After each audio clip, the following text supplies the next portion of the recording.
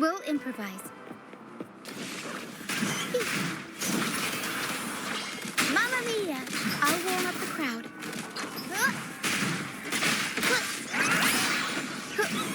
Photosynthesis, furtive evolution. Together we fight!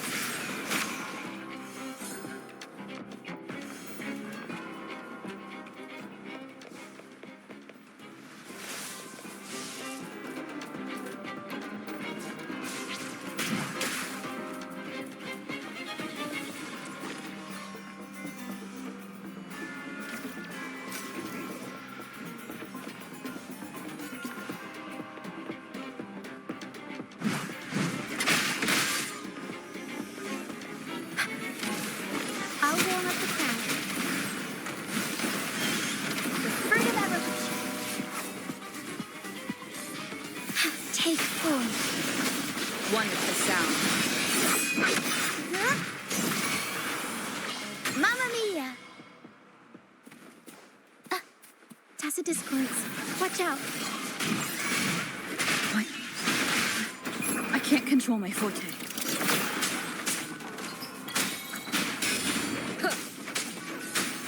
Furtive evolution. Take form. Oh, stars. Heed my... The high levels of corrupted remnant energy in the mist are disrupting our frequency stability. I can help with that. See, fighting here is a bad idea.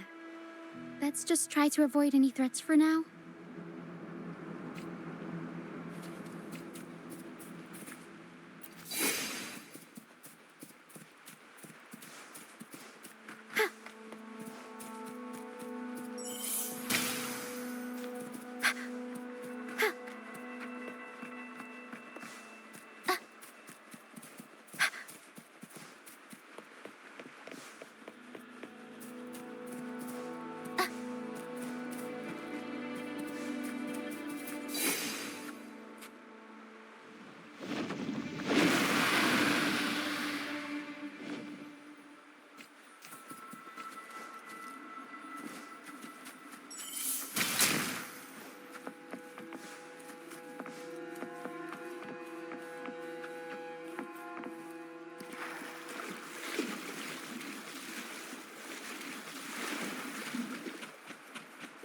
Come, play with me.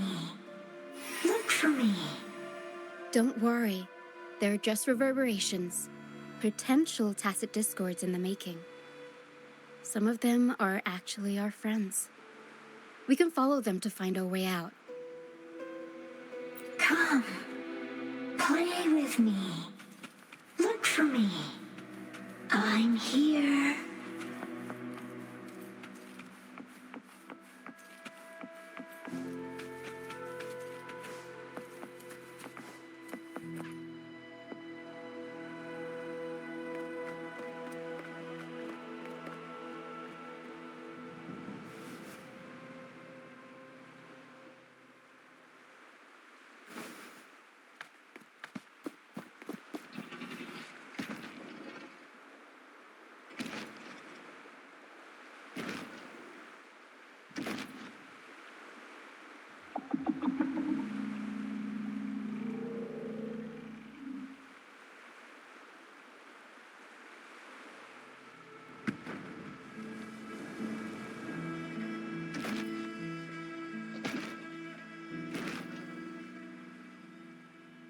Did it lead us this way because it sensed the dragon?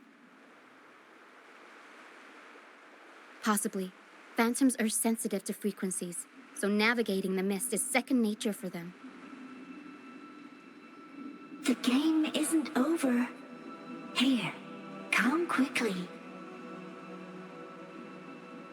I think I figured out what they're doing. We'll be out of the mist soon.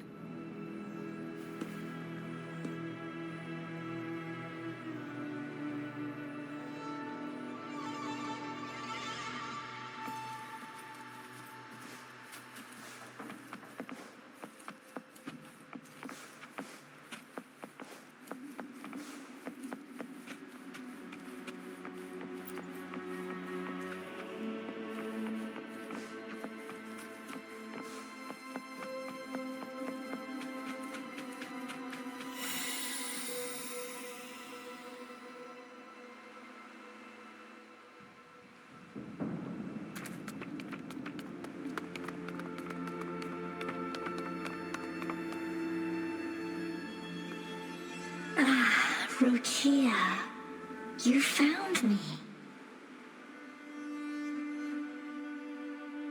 I'll always find you, but maybe don't do this again next time. Why?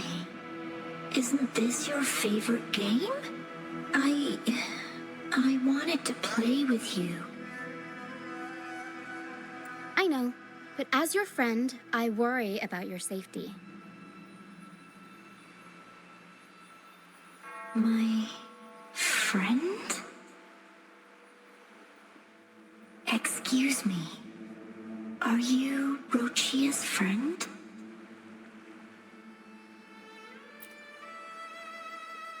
Ah, how wonderful. You're not alone anymore, Roccia.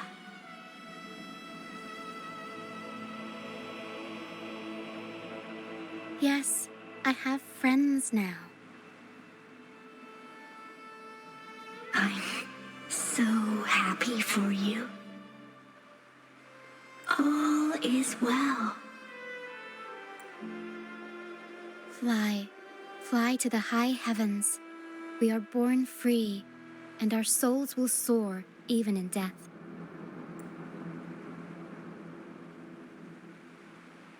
Golden phantoms are reverberations, mixed with the frequencies left behind by people who've passed away. When someone dies, the reverberations linger. Usually, they merge into the same cacophony of frequencies that spawns tacit discords.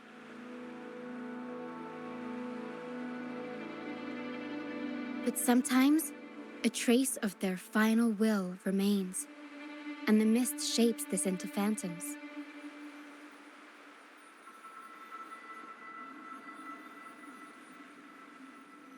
This lingering will helps the phantoms resist becoming tacit discords and instead guide the lost through the mist.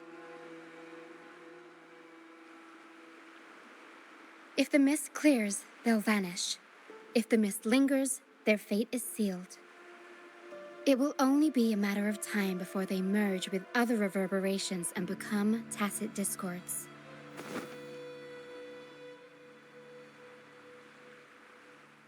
Their final frequencies tend to cling to certain objects, like this Lucianite here. I collect them as proof that they once lived.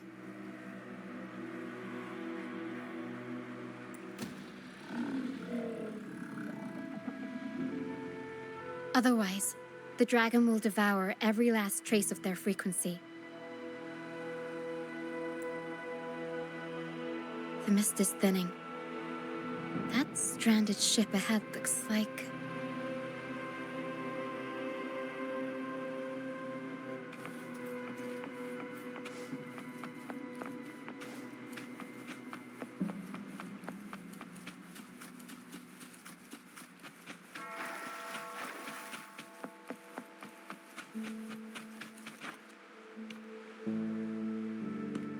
A pilgrim sale? Why is it here? In Raguna, those who break the law are sent to the Order Tribunal for sentencing. Those who violate the sacred doctrines are branded as fools and sent away on the pilgrim's sale. It's said that when the first dark tide ravaged Rinascita, the first Primus followed the currents on a rickety boat and met the Sentinel in person. That's where the pilgrim's sale tradition came from. Now the fools retrace the Primus's journey, reflecting on their mistakes along the way. There's a strong undercurrent around this isle, likely caused by that first dark tide. It drags all pilgrim sails here unless the ship's course is altered.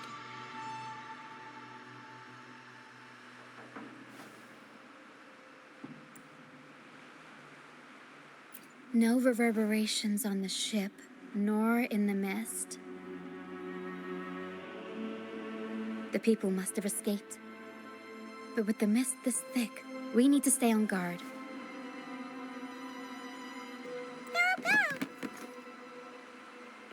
This way.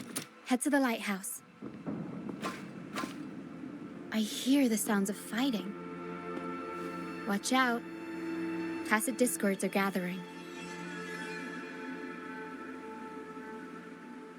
Looks like our brief intermission is over. Time to let the ghosts have their moment on stage. Come on then, let the flames of battle ignite our souls! Is that Brant? Only Brant would call them ghosts with that kind of flair. It must be him. But I can't tell where he is in the mist. Anyway, let's deal with the trouble here first before we go look for him.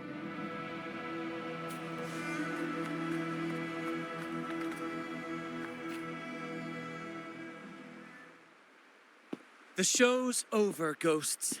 Time to take your final bow. Watch your back.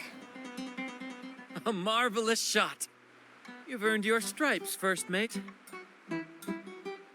You're welcome. But if you tilted your head just 10 centimeters to the left, it wouldn't have been the Discord's head that got popped. It'd be yours. Not on your watch. Besides, fortune always smiles on me. Except in bets. And we've crossed paths with the Rover again. Can't get luckier than that. We shouldn't have let her get caught up in this mess. She was worried about us and insisted on coming. Is that so? Then our gratitude to you is even greater for your timely aid.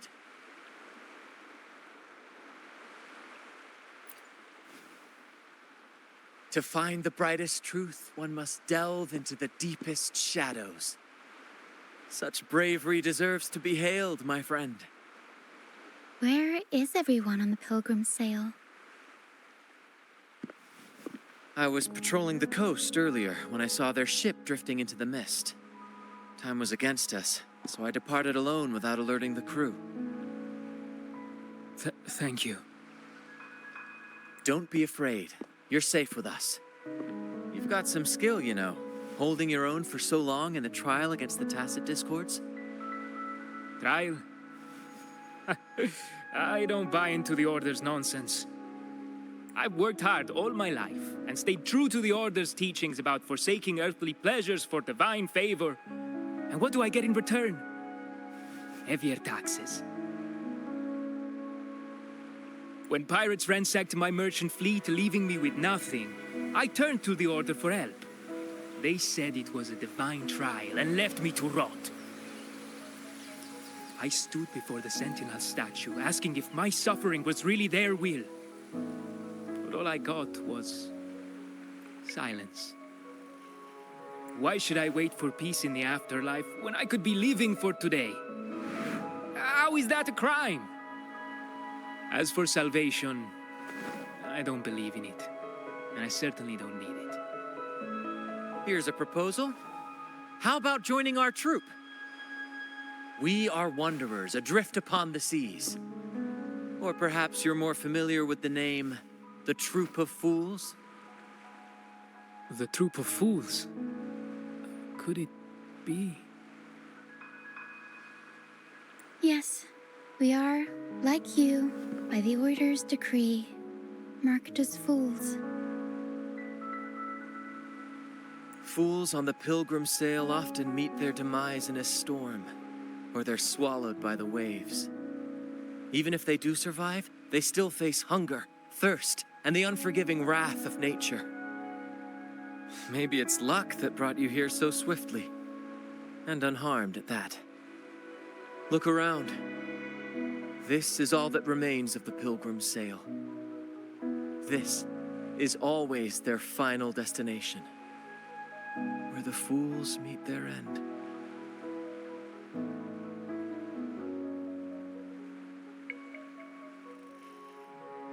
Yes, the pilgrimage is nothing but a banishment in disguise. The path to salvation they speak of doesn't exist. Otherwise, how could this once sacred place now look like such a hellish wasteland? Wait. Sacred place? No wonder the others were talking about it on the ship. They believed the Order's promise that prayers at the sacrificial arena would grant them forgiveness. They must be heading up the mountain now. I didn't expect their faith to lead them that far. If only they knew it was just one of the Order's lies. Captain! First mate! We're here to help! More hands make light work. I called in some help to escort him back to the base once the mist cleared. Ah, the first mate's foresight is unmatched. Then the three of us can head up the mountain. But beware, my friend. By the end of this pilgrimage, you will witness the Order's cruelest deceit. The dangers ahead will only intensify.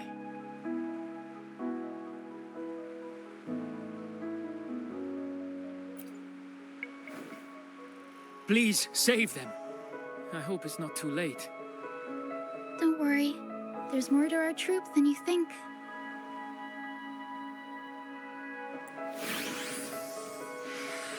This wing ray can fly us up the mountain. You two go first. You'll find I'm very convenient to bring along. All right then. All hands, prepare to ascend!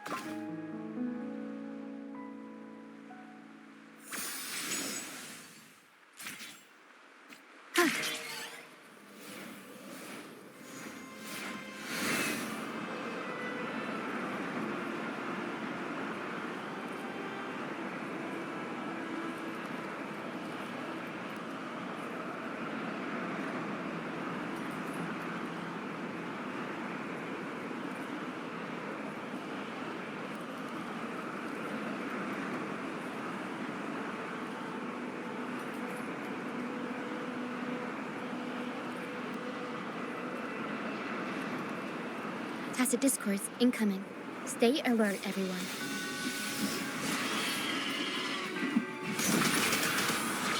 Mama, I'll warm up the crowd. Roll fruit of avalanche. Wonderful sound. None shall whisper.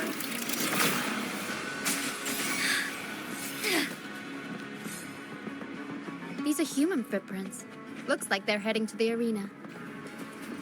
This is the only way up. Ha! Begone, you vexing wretches! The sacrificial arena's right there. Let's take them down in one blow. And then I'll warm up the crowd. The world is our stage!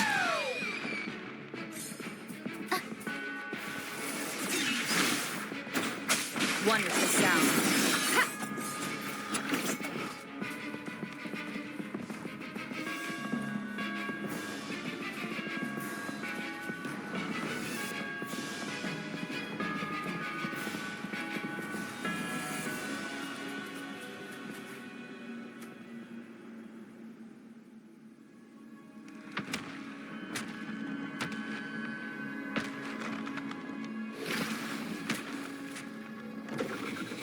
Divinity above, please have mercy on me.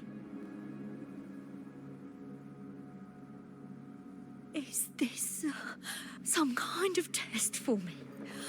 I see. No matter how harsh the punishment, I'll take it. Even if...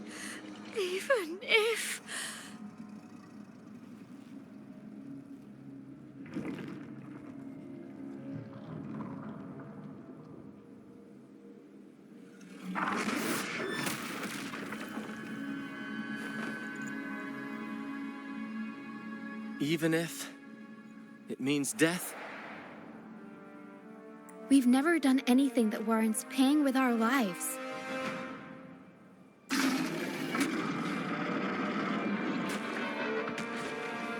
I'd wager mercy isn't on the table. However, in the face of danger and adversity, the stage is set for our grandest act.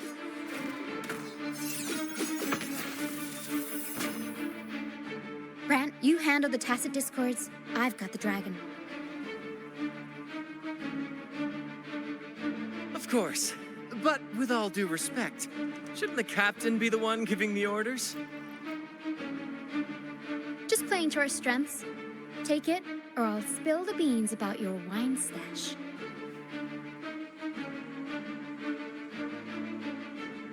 Why, aye, first mate.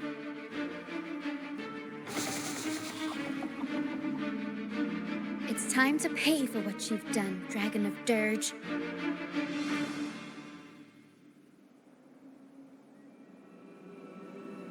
Leave it to me.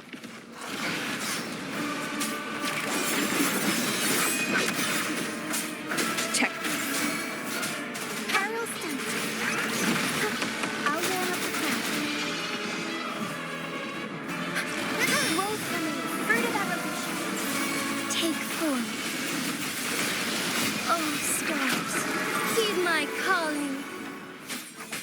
Arrow stunt. Tempest show. Mamma mia. Improv performance. Down with the curtain!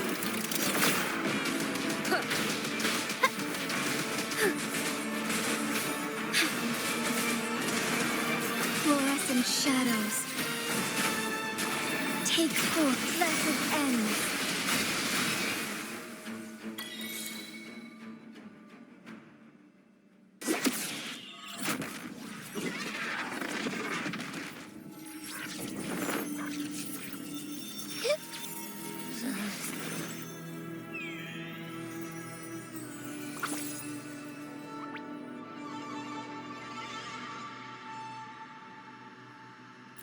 Of course. You think that little lizard could take me down? I just took a nap after eating its frequency.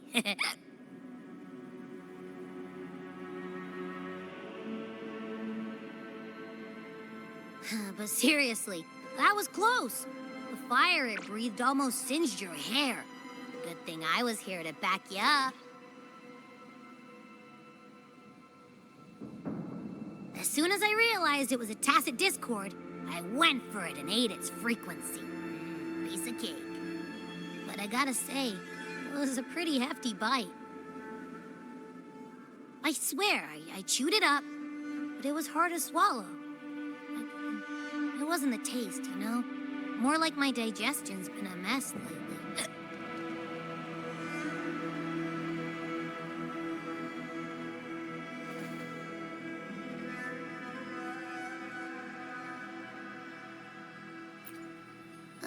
That's not the point. The real deal is, I found something crazy in its frequency. You said you somehow experienced empathy with the tacit discord back in Jinzhou, right? How about trying that again with this guy?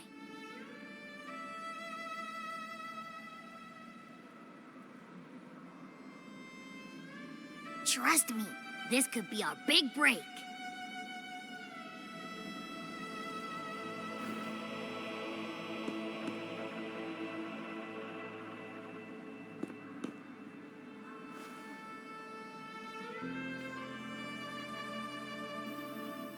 Gehenna, a wretched soul mourned by none. You are reborn to fulfill our sacred rite, illuminate the path of salvation. Become the fiery hand of judgment, purging all transgressions. Cleanse every soul ensnared by their own indulgence. Those who cannot withstand the trial by fire shall forever be barred from our pure land.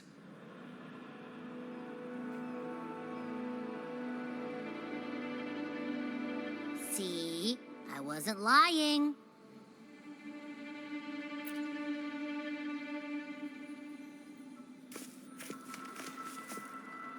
Tacit discord's frequencies are perpetually fading, inching toward their end. Their only way to maintain their existence is to consume other frequencies as food. The dark tide and mist enveloping this isle have drawn in countless tacit discords. Their frequencies should have been enough to feed the dragon. If what you saw is true, then the Order must have used some trick to control the dragon. making its frequency fade away faster than it should. That means they could be responsible for why the dragon began attacking all living beings, including humans. In time, it ended up becoming a harbinger of death. I found this during the previous battle. It seems the Fraccidus had their hand in this case as well.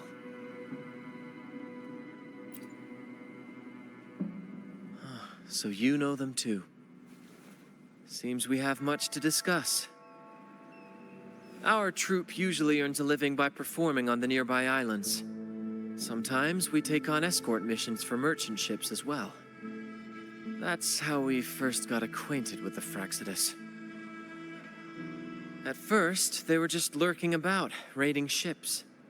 But as the carnevale drew near, their actions grew suspicious. We noticed them lingering around a certain sea. Remember Cetus the Tidebreaker? The creature that attacked you when we first met? After we parted ways, we went searching for it to find out what had gone wrong. This is what we found on its tail, another Lycoris. Alas, the Tidebreaker slipped away into the deep beyond our reach. Still, this bloom leaves no doubt. The Fraccidus is behind its strange behavior. We saw what they did to the dragon. The Cetus's violent outburst must be their doing as well.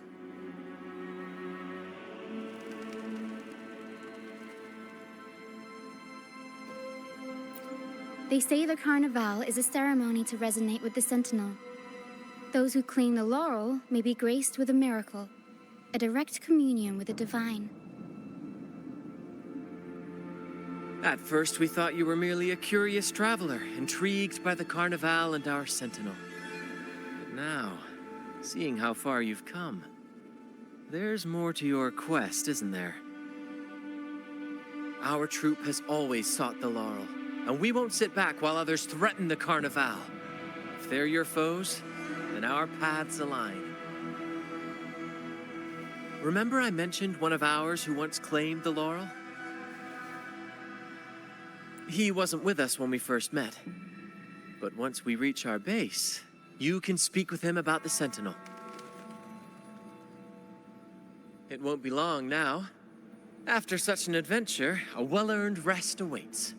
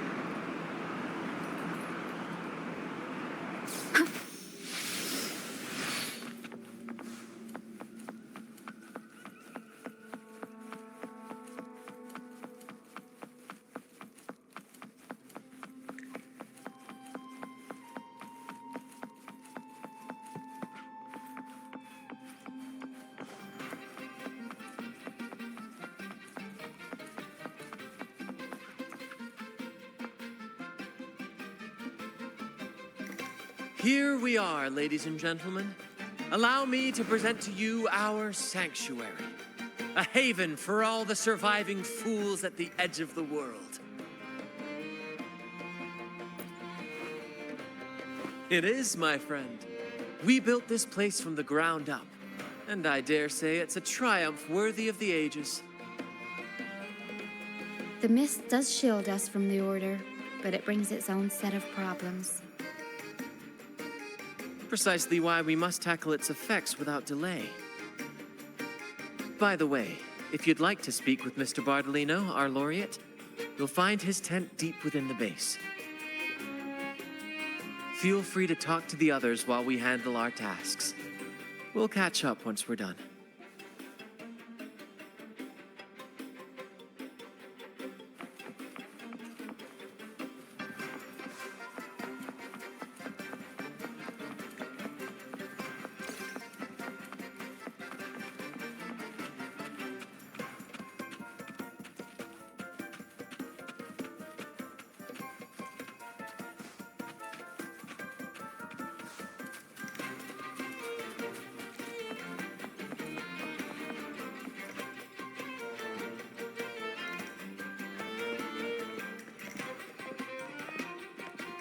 Relax, young man. Life's only just unfurling its sails for you. Why sit there like one of those dour statues in the Order's halls? Don't be afraid to show a little spark. I was just thinking about my future. Is Raguna truly lost to me forever? Some have found their way back, but under the Order's watchful eye. Is that really what you want? A life without freedom? Listen, you don't need a grand stage to leave your mark. A true Raganese can turn even a ragged tent into the finest theater. That's what I'm preparing to do. I might be an old man now, but don't let that fool you. I was once crowned with the laurel, you know. You? Are you Mr. Bardolino? In the flesh. Ha ha ha ha! As I took my final bow on stage, a bright light pierced through the clouds, shining down from the sky. And then, a radiant laurel descended upon me, and I heard a voice. It was the Sentinel's voice, ringing in my head. I asked them a question that had puzzled me since childhood. The ultimate philosophical riddle. What should I eat tonight? And they answered, the body is the temple of the mind. To keep your mind sharp, do consume healthy food, such as the loris salad. But why loris salad? I was baffled, and the meaning still eludes me to this very day. I've never been quick-witted, though, and the Order's doctrines never quite took hold. Acting, however, that is where my true passion lies.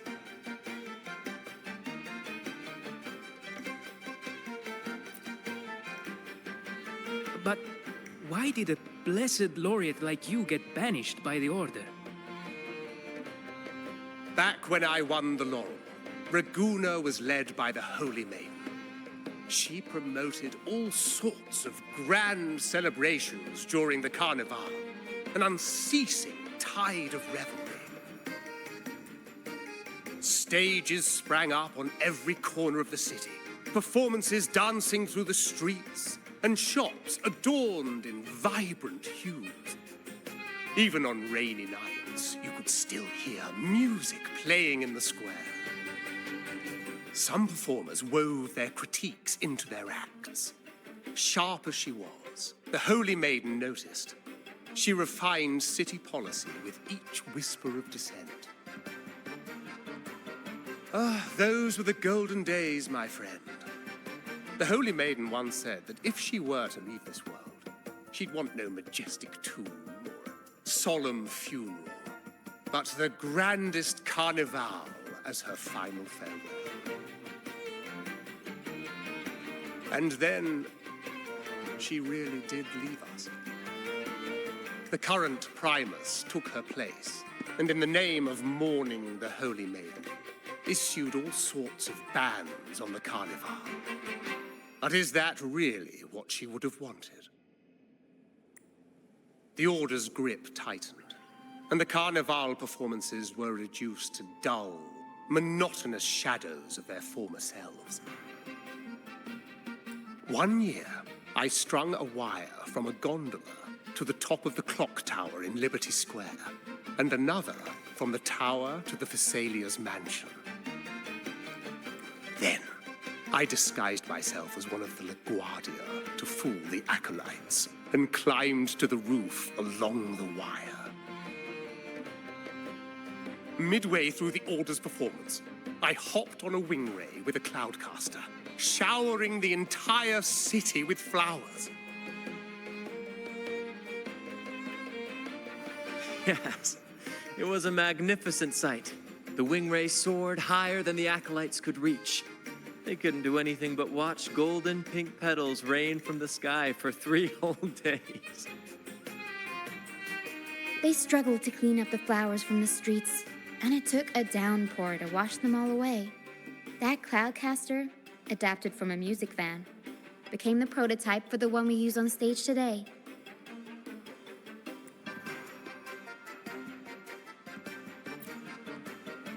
But that's all in the past. To this day, I'm still not sure what crime they pinned on me. Maybe walking the wire without protection? Anyway, I'm just an old relic now. But you lot, you're the main characters of this era, facing down every obstacle with fire in your bellies. But isn't our fate already sealed? Without the so-called salvation the Order preaches, we're doomed to our banishment. Just lost souls, dying in obscurity. Life is short, and we weren't born just to atone. The Order may banish us, but they can't take away our right to sing. Death is one of many possible ends, but it's certainly not the worst. Perhaps being forgotten is what the Order wanted for us. They want to erase all traces of our existence, grind us into dust and drag us into the abyss. But we'll fight the tide and live our lives to the fullest. Members of the troupe may come and go, but they never truly left us. Their deeds and songs are passed down through the ages. One day, our voices will echo across every land. Our words will reach every corner of the world. And by then, even the tacit discords in the stormy sea will know our names. That's the spirit, boy! Even if I can't earn myself a proper title, I'll become Rinascita's most enigmatic legend. When I'm gone, I'll leave behind a coffin that sings. Or maybe turn into a lark, singing every day and night.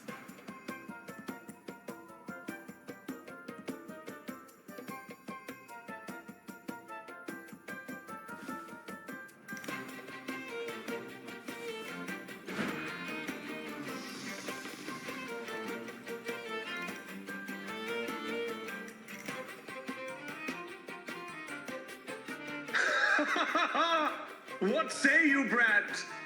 Do you like this stage design? It could be used for this year's carnevale.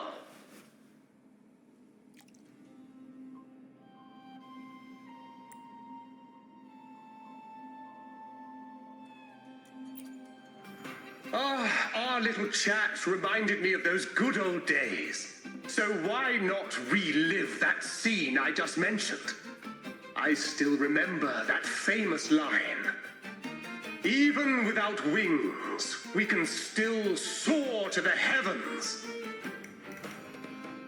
Now that you mention it, that is a very good question.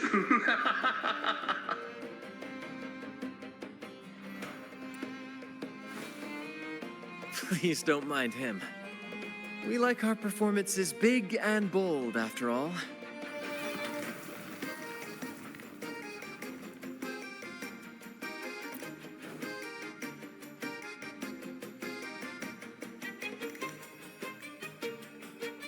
That fight with the dragon probably messed with the mountain's stability.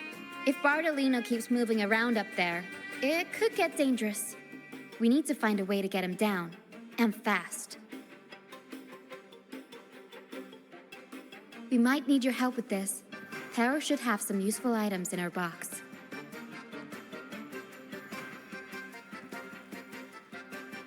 We've got a cloudcaster that can conjure up some fluffy cloud cushions. They'd make the perfect stairs to reach Mr. Bartolino, or catch him for a soft landing. But some of its parts have been borrowed by other troop members.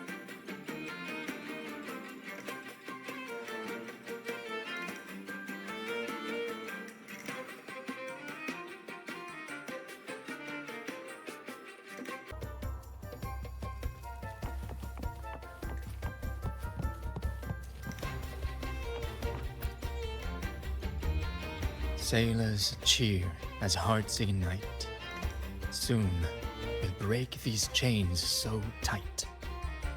Set the course, embrace the storm, sailing on till light is born. The Cloudcaster. Oh, I use its base as a desk. Our first mate lent it to me so I could write more comfortably. Here it is. Careful, it's heavy.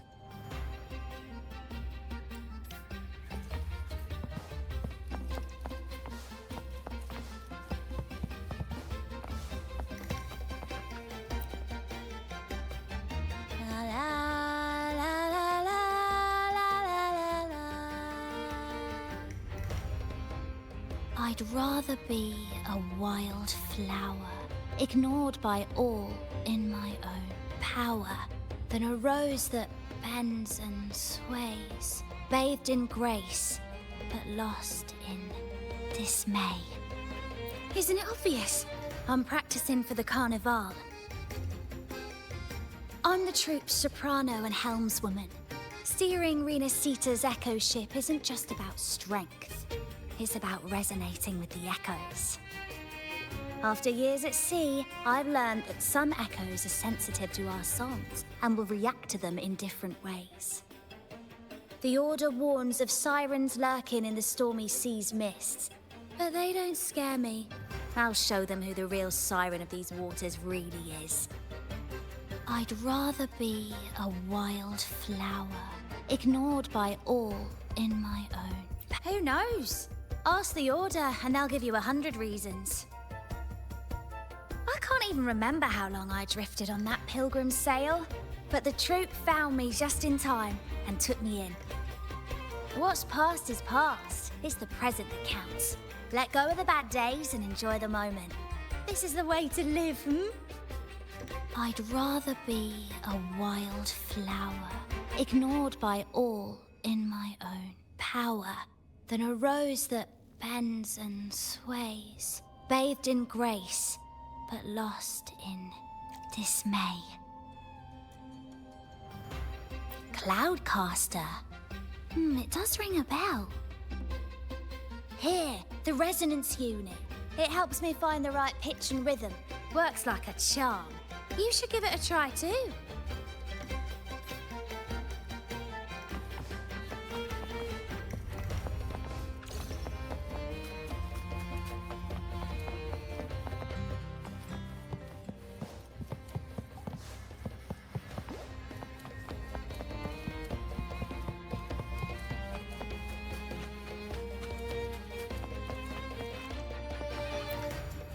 Come on, fish. Come to my net. Me? Just prepping dinner. The storm's passed, so it's the perfect time for fishing. The captain once told me a secret. The fiercer the storm, the more fish it brings. Sometimes we even see fish swept up by the wind, raining down from the sky.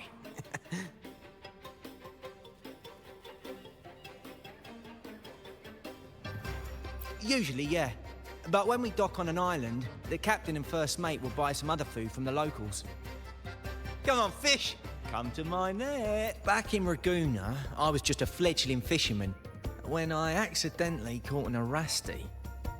Turns out, it's a sacred fish, only meant as an offering to the Sentinel. But mortals aren't allowed to catch it. But it swam right into my net. Not really my fault, was it? Though the Order didn't see it that way. They banished me out here, like tossing a fish onto dry land. Luckily, the troop found me. I can still fish like I used to. Otherwise, I'd probably be dead, or living as a pirate. Though, to be honest, life here ain't too different from a pirate's. Except, we're not hunting for treasure, but for smiles and cheers from our punters. Come on, fish! Come to my net. Yeah, I borrowed the reel for me fishing rod.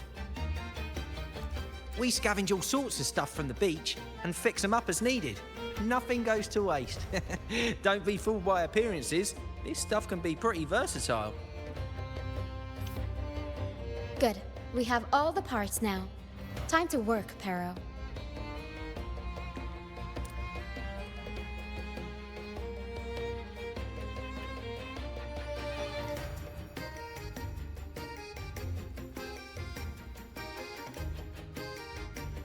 Everything's set for takeoff. Let's position a cloud cushion beneath Mr. Bardolino.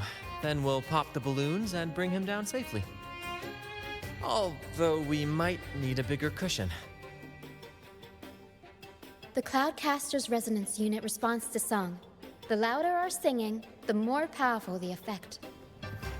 In that case... All right, friends, old and new, come and join this sing-along!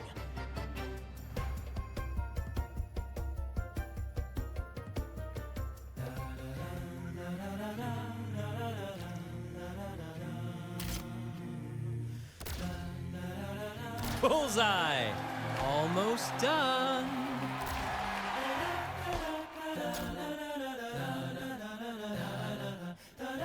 Thank you, dear girl. You helped me complete this performance and fulfill one of my dearest wishes. Please, I'll gladly give you my most prized possession.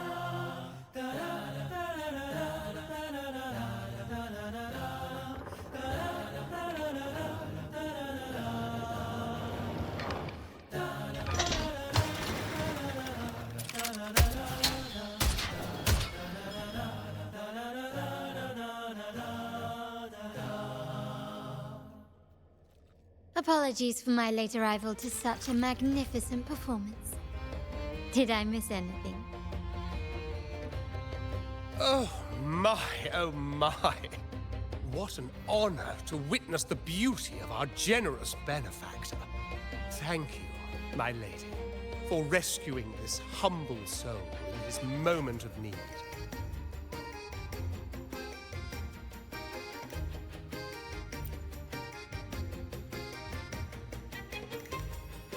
You flatter me.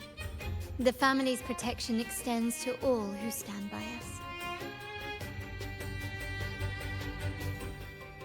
Might I say what a pleasure it is to see you again, Miss Carlotta. You have my heartfelt gratitude.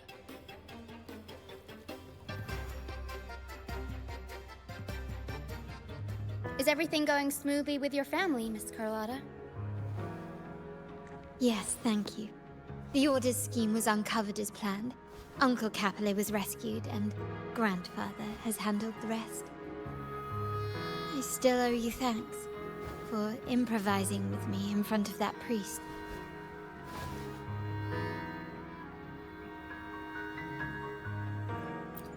You've got a sharp mind. No pain, no gain, as Grandfather used to say. I'm pleased we're on the same page.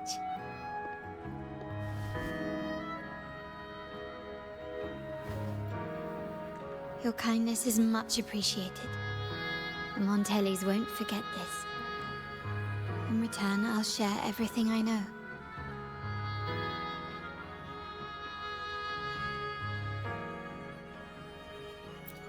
I believe you've noticed that the Order has been undermining the family under the guise of its doctrines. Alienation, monopolization, just a few tricks up their sleeve. Their true motives, however, run deeper. Their alliance with the Rinascita speaks volumes. While we don't know the full extent of their conspiracy, one thing is clear. Their sights are set on this year's carnevale. The carnevale is likely where you'll find clues about the Sentinel.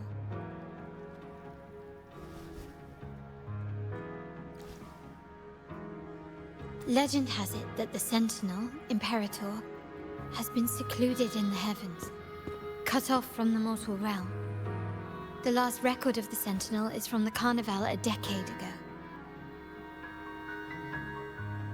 At that time, the entire city was shrouded in mist. Ghosts roamed the streets. A dragon roared from the sky, and a sea behemoth raged, summoning towering waves. Do any clues come to mind?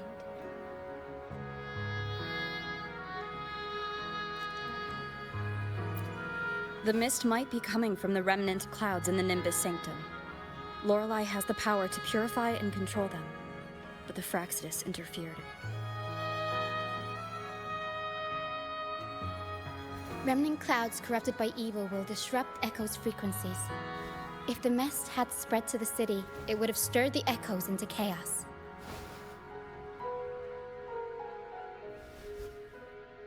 We are lucky that you and Zani, along with that acolyte, awakened Lorelei in time. You prevented the mist from spreading and averted the wave-worn. The Phraxidus must still be licking their wounds. At that time, the entire city was shrouded in mist. Ghosts roamed the streets. A dragon roared from the sky, and a sea behemoth raged, summoning towering waves. Do any clues come to mind? The Montelli traders used Lycoris in experiments to turn echoes back into tacit discords. If they were successful, the ghosts seen 10 years ago may have also been created this way. Ghost is just a dramatic name given by the Ragganese for tacit discords. They look nearly identical to echoes, especially in the mist.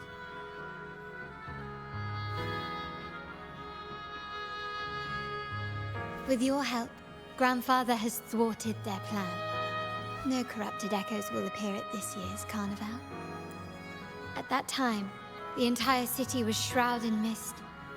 Ghosts. The Order has allied with the Phraxidus to control the dragon. From what I saw when I connected with its frequency, they might be planning to command it to attack Ragunna during the carnival. After the tacit discords took over this isle, the Order used them as an excuse to forbid any entry. It might be their way of concealing the dragon's existence. But without the Lycoris, the Dragon of Dirge is now off the table.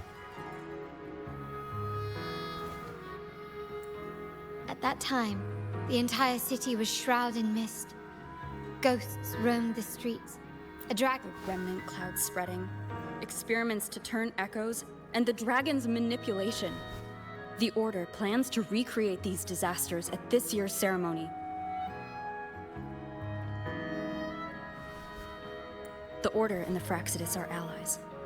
To prevent the Carnival's sabotage, we must stop them. But what is their motive?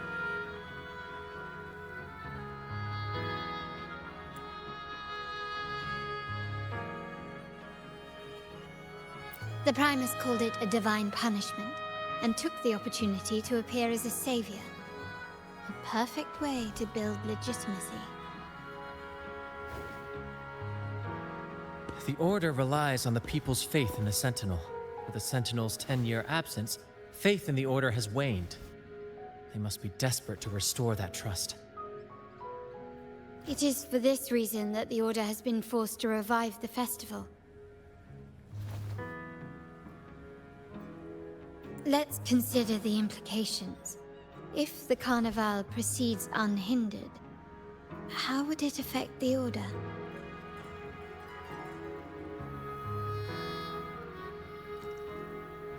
The current Primus claims to be the Enlightened One, the Sentinel's Resonator.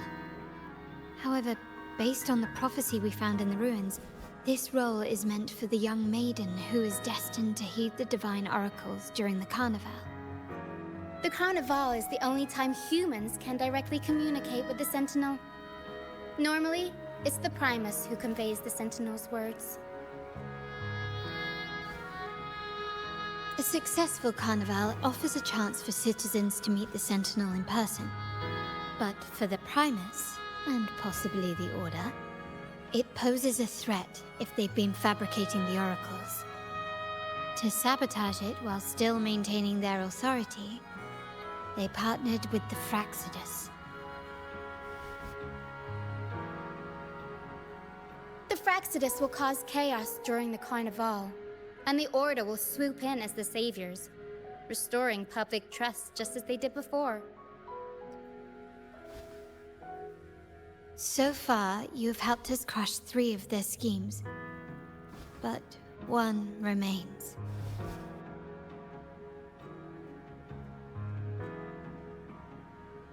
We have evidence that the Cetus is being manipulated, and the Fraccidus are setting up their final plan. With their whereabouts unknown, we'll need to adapt our strategy as the Carnival unfolds.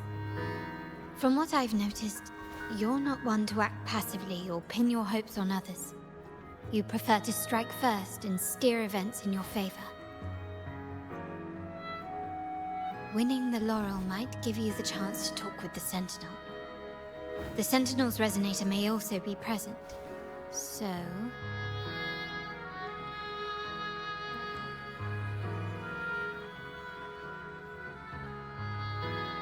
Our aim has always been clear: to restore the Carnival to its former glory with a performance for the ages. If the Divine truly exists, would they wish to see their people living without freedom? Or witness a festival twisted into a tool for tyrants? If we win the laurel, we'll show that such punishment is absurd. But if that's truly their design, we shall break those divine shackles ourselves. Whether divinity exists or not, we will fight for Raguna's freedom, where everyone has the right to live and pursue a future of their own choosing. The Montellis share this vision. Only in a free society can a fair and open market thrive.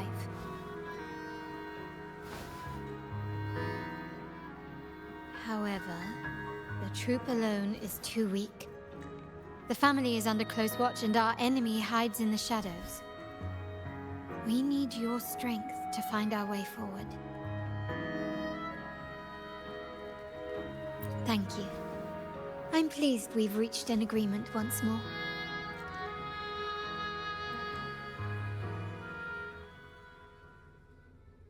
All right, what should we do now? Any plans? Since the Order intends to sabotage the Carnival and incite chaos amongst the guests, confronting them directly only plays into their hands. You've seen the troops' unique approach to combat, haven't you? That's precisely why we're allies with them. We will turn any disturbances into a theatrical performance. I can see our friend here is still a bit confused. No worries, my dear girl. We'll have a quick rehearsal before the Carnival begins. Speaking of which, Ms. Carlotta, would you honor us by joining our performance? Me? I do have some stage experience, though I must confess I may be a bit out of practice. We don't know what challenges we'll face, so your help will be needed, Miss Carlotta. Plus, it's a chance for you to get to know our methods. If you insist. Wonderful! As the festivities continue, if you're both ready, please join us on the stage of the troop liner.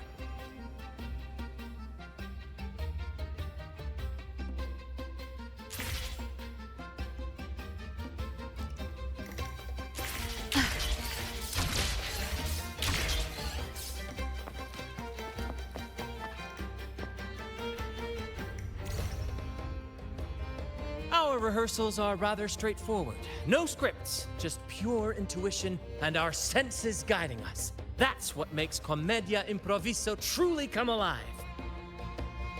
For our improvised comedy, we start with a theme. From there, we build our lines and act on the fly, responding to the unfolding show and audience reactions. But with the limitless capacity for human creativity at play, the plot can sometimes veer into the, well, unconventional. To prevent things from spiraling too far, we set an anchor for the performance. Pardon my interruption, but I'm quite curious. What sort of bizarre plots have you encountered? Well, something like a humble craftsman from a small town sets sail on a rainy night, stumbles upon ancient ruins, is reincarnated with superpowers, and then decides to conquer the galaxy, becoming the Emperor of the Stars. So, we draft a basic outline that assigns roles and guides the plot's direction.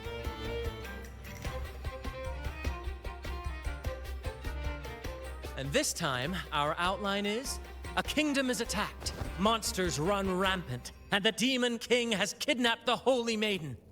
A few brave heroes accept the Minister's quest to defeat the Demon King and rescue her.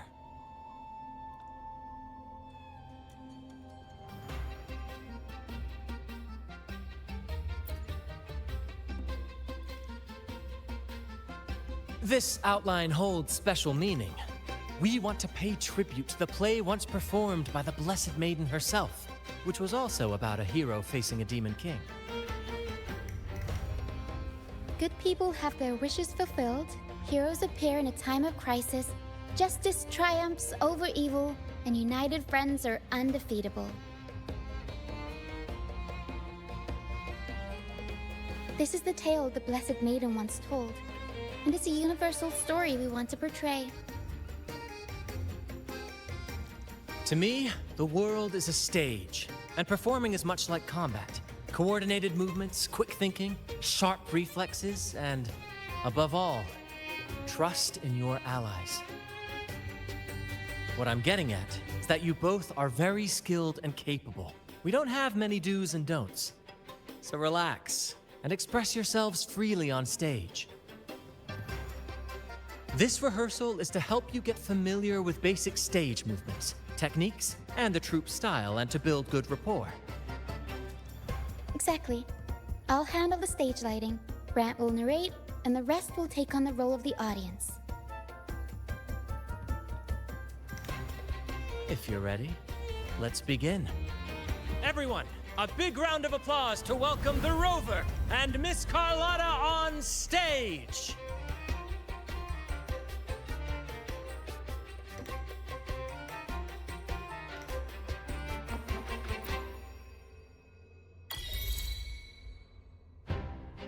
All right, next I'll spin the prologue of our tale, setting the scene for how our brave heroes first crossed paths. Once upon a time, a hero roamed the world. Undaunted by the lack of a divine vessel, she embarked on a perilous journey across tempestuous seas. Alone in the dark, a young girl of untethered spirit soared against towering barriers with wings of defiance. The winds of fate brought them together.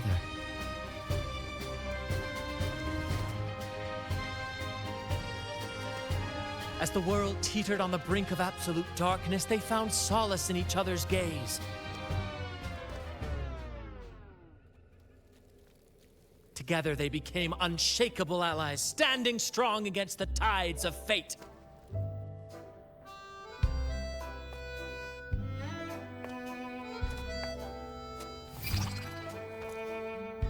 Even if light were to fade from the world and the stars cease to shine, they would still blaze like the sun forever.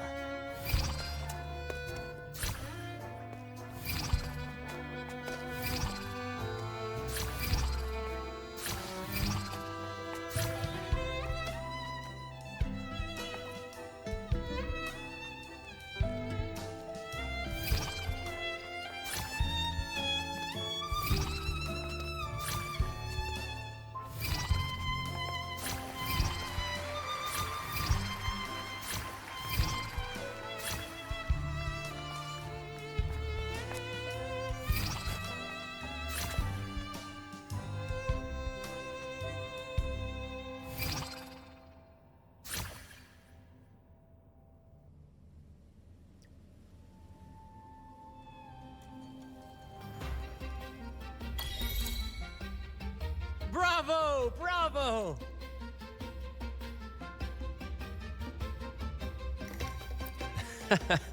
Seeing your chemistry, I decided to take a little creative liberty with the story. Anyway, it didn't stray too far from the outline, right? The thrill of improvisation is in its unpredictability. There's always a rush of excitement with every twist and turn.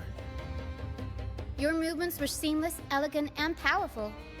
I'm confident you'll shine at the carnival. Thank you. It was all thanks to you. You inspired me and kept my spirits high. You'll master it in no time, I'm sure. All right, that's enough for today. Let's save the grand reveal for the carnival. Oh, and speaking of which, there's still something we need to prepare for you, isn't there? You mean the essential item for the carnival performance? Don't worry. I've taken care of everything. Oh, so it's handled then. I can't wait to see it.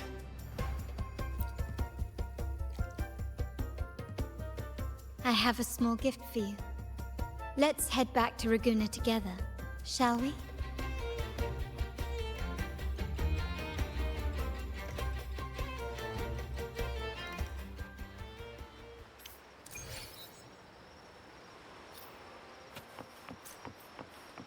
This way. Please, follow me. Where are we going? Please allow me to keep that a secret for now. I wouldn't want to spoil the surprise. But here's a hint. You've been there before.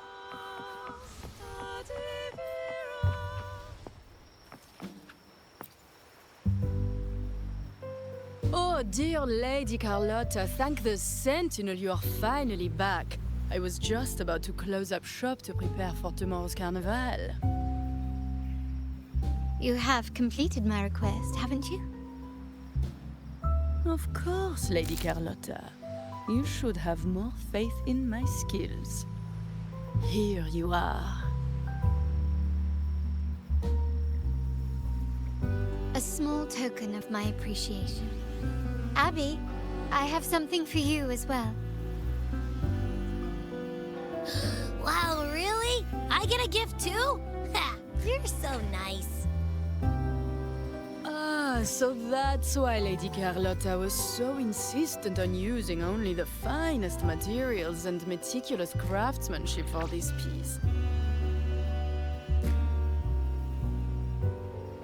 For a moment, I feared she lost faith in my skills and was plotting to hand over the shop to someone else. Now I see why this little creation was so important to you, Lady Carlotta. Nyala, you do have a flair for dramatics. Anyway, why don't you unwrap it?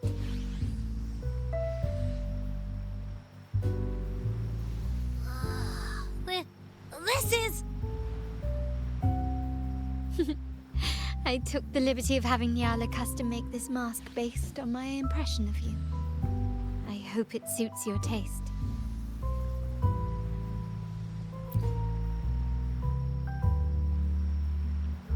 I'm pleased you like it.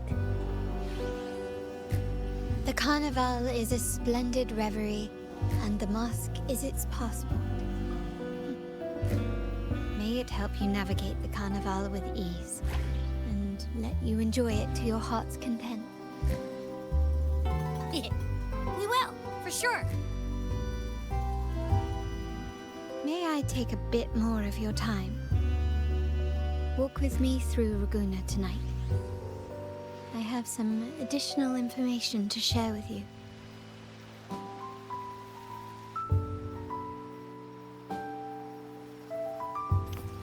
Ragunna, the Tempest's jewel, the sapphire that crowns Solaris.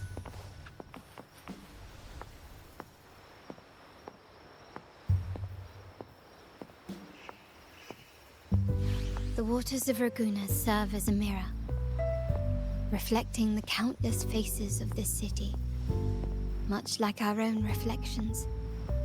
The people of Raguna possess a temperament. There was a time when the currents swept us into the jaws of uncharted waters, where relentless storms and voracious waves awaited. But after weathering such trials, they revealed to us a hidden gem: the shores themselves. My family has always been drawn to the thrill of a new voyage. One stormy night, fate decided to play a hand. What we discovered there on that island, the technology and novel ideas, was nothing short of a blessing in disguise. There exists only one relatively safe route from the Black Shores to Raguna, a path known solely to the Montelli family.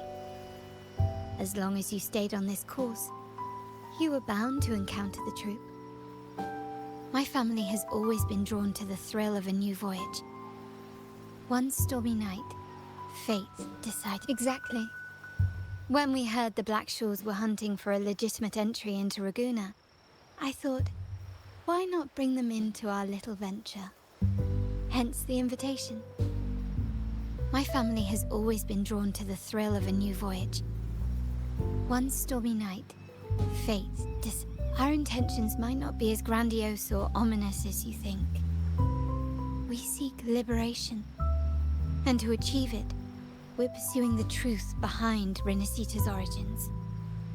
Legend has it that when people first arrived on this island, Genesis Nexus was already here, welcoming them.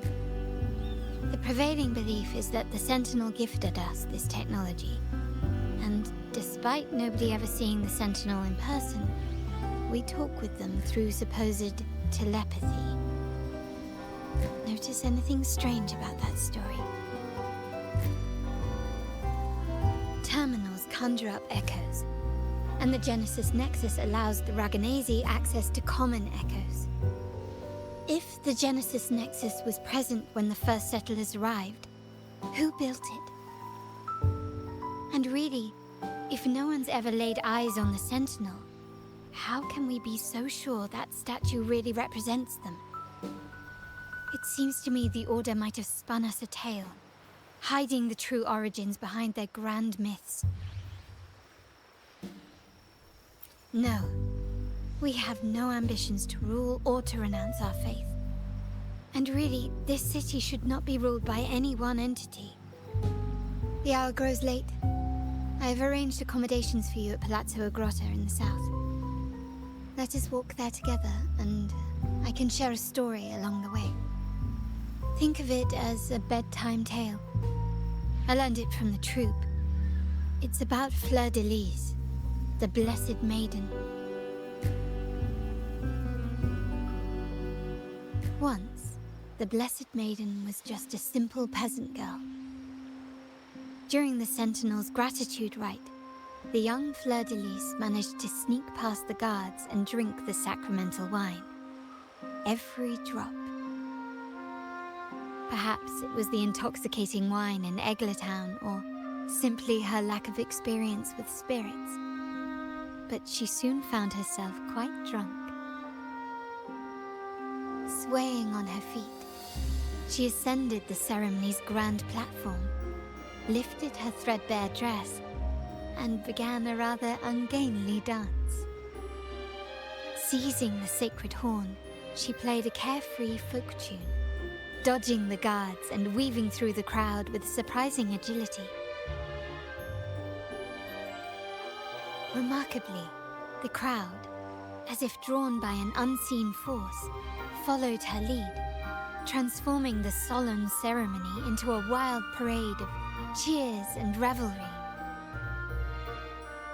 Naturally, the Order was less than pleased. The Pilgrim's Sale did not yet exist, so Fleur de Lis faced 3 days of confinement.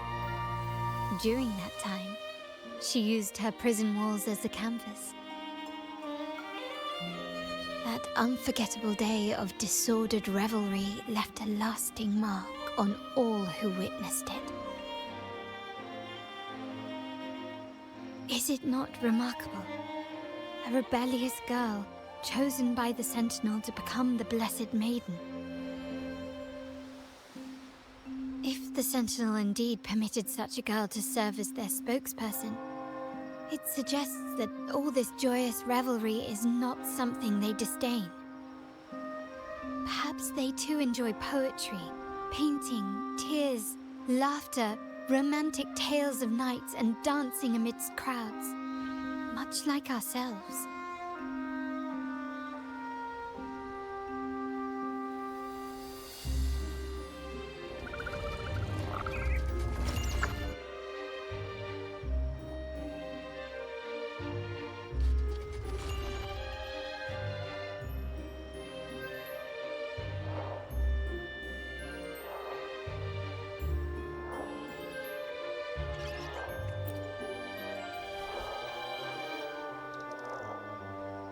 The people of this island came from diverse civilizations now lost to time, but through plays and tradition, they sought to preserve memories of their heritage. In the past, while the clash of cultures led to conflict, the Raganazi united through faith, restoring balance even if precarious. To maintain this unity, we've always needed both a sentinel and a play based on a shared legend that gives us roles. Yet this play has endured for so long that we've become defined by our roles. Noble, commoner, believer, merchant. What was meant to unite us now stifles us.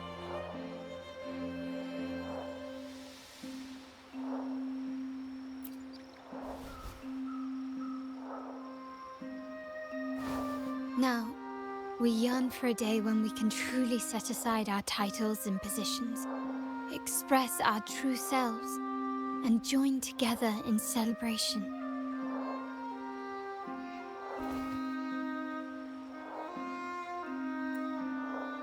Yes, born from hope and idealism, it reminds the Raganazi of our initial vision of equality and freedom. It also affirms our true worth. While the Order's true intentions remain unclear, we are certain their influence has already eroded the very foundations of our society. People revere the divine figure the Order has constructed, yet they also live in fear of punishment. Legends become accomplices in fostering ignorance, and faith becomes the loyal executioner of cruel punishment. An invisible cage has trapped us all. Speaking of freedom within a cage is absurd. Fear and ignorance are our foremost enemies.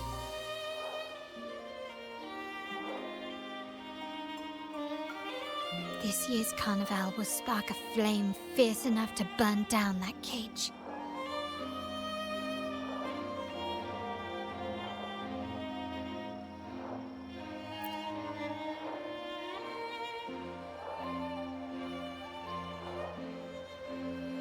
Rest well, and tomorrow we shall take the stage together at the carnevale.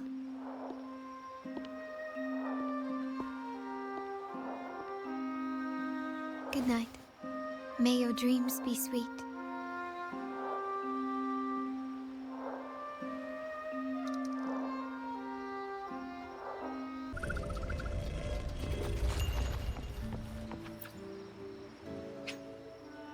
Welcome. Lady Carlotta already notified us of your arrival. We are prepared to check you in whenever you're ready. Very well. I'll escort you to your room immediately.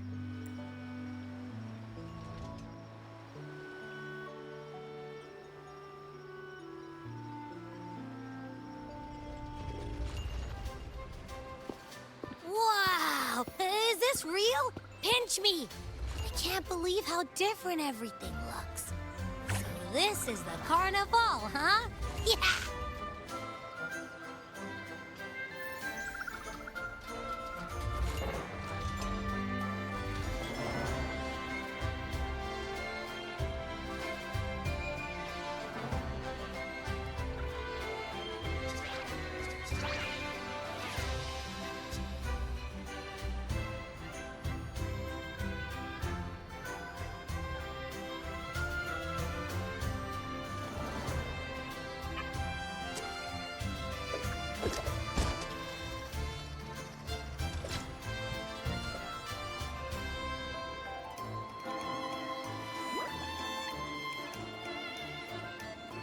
can't wait to explore.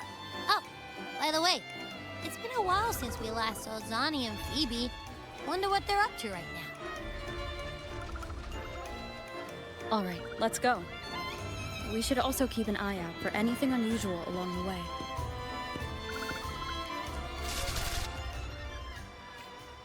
Miss Margarita, is my order ready yet? Yeah, I was about to say, I have been waiting. Miss Margarita, is my order ready yet? Yeah, I was about to say, I have been waiting quite a while. Sorry, we're swamped with orders. Becky and I are doing our best, but it's a bit chaotic. Becky seems to be having some issues too. No need to worry. Let me take a look. Ah, I see. Becky is just a bit overloaded with all the work. It might need a short break. Oh, good morning, my friend.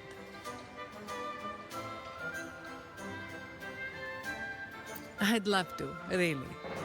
Look, see the smiles? However, it's crystal clear to me that keeping things running smoothly is a top priority right now. Lady Carlotta has already briefed me on your plan. Along with the other family members, you can count on my full support. Miss Margarita, is my order ready yet?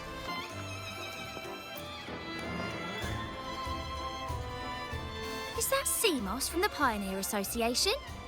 Something seems off. Why does he look sad?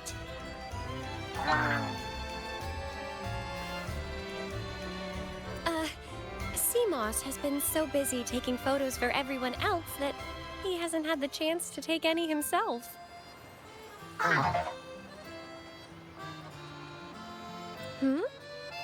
You want a picture with me? But...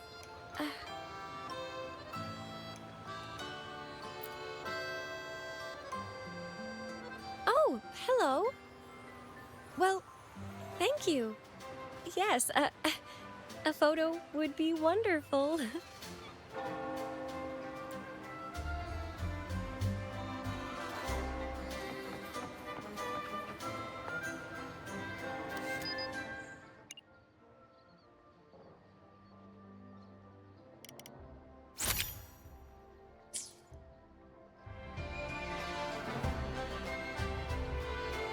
Rover and Lady Phoebe! I've been capturing the Carnevale's many beautiful moments. What brings you all together here? You took this picture? Look at that composition and lighting. Who knew you had a knack for photography? Buddy, you look so happy. Whatever the reason, thanks for making this moment special.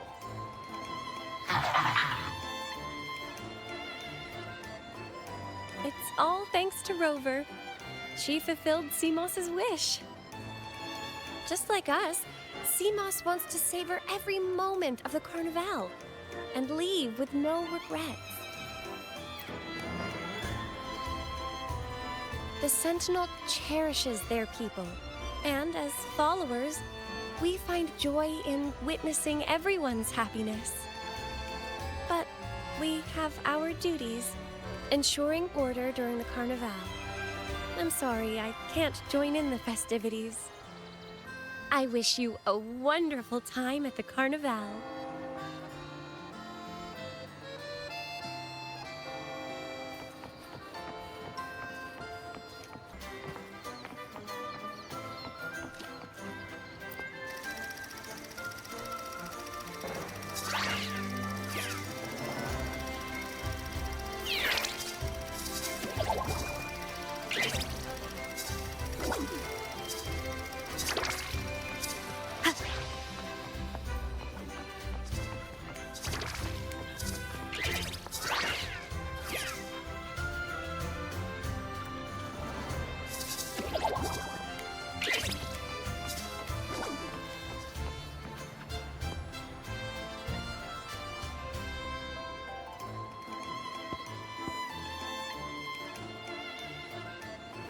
You're here.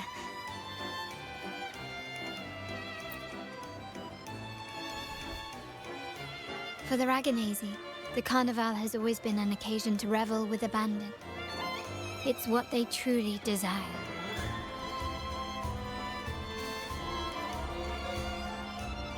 The family is prepared. They'll support our plan should the need arise.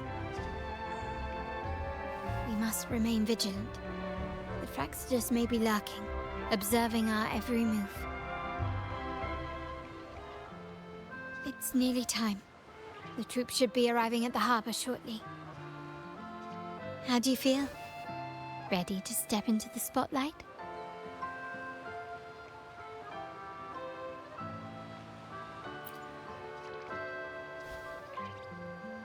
Excellent. We have the skills. Now it's all about improvisation.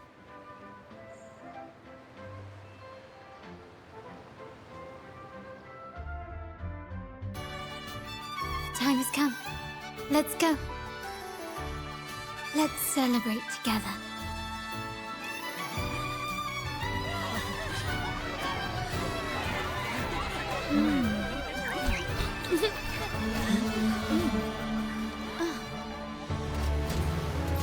When freedom is unchecked, the insidious evil of division takes root. People of the Center, do not lose yourselves in these fleeting pleasures. Remember what unites us all.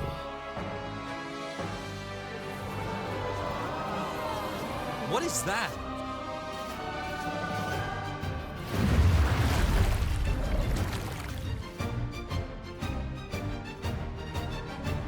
Friends! Why lead a life of restraints?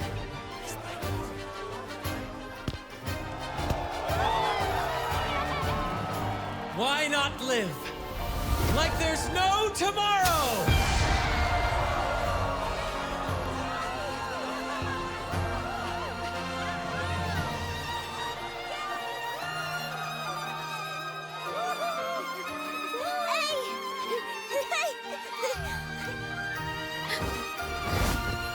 High walls fall fast.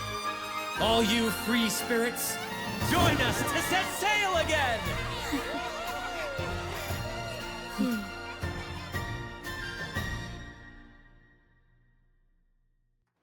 That woman, she's with the Fractsidus. I need to follow her and find out what she's planning.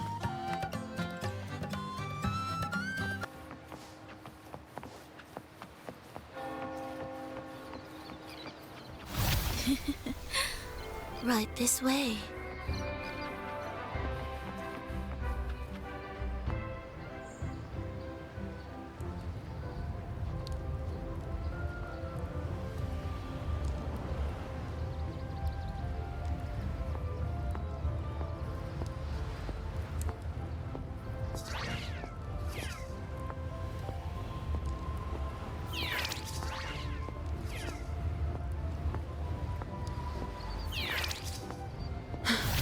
I've lost her again. Where is she trying to lead me?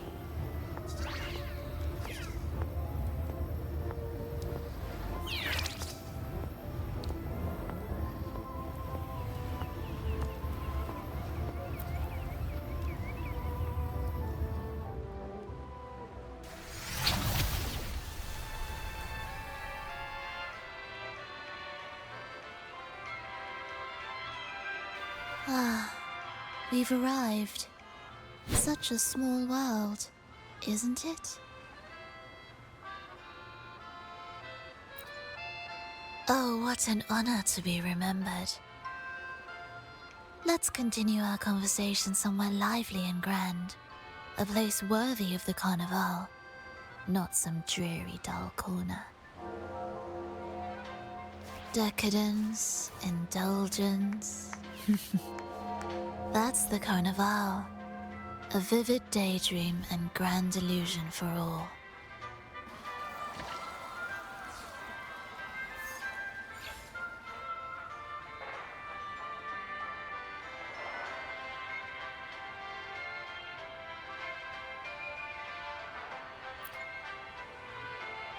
No need to worry.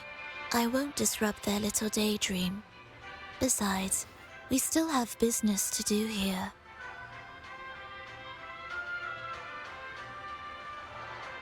Now that you know what makes the Sentinel so unique, you should know we seek the same thing. That extraordinary resonator. How about I share a little story with you? A gesture of goodwill for our cooperation.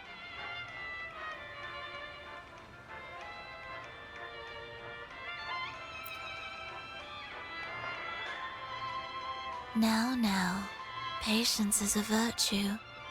A story is best enjoyed with a captivating performance, and this stage is perfectly set for it. We're simply spreading the truth through a tale. I'm certain it will pique your interest, so consider this a heartfelt invitation to you and your companions. Join us. Pour your essence into this endless play, and use your humble strength to defy the raging current of fate.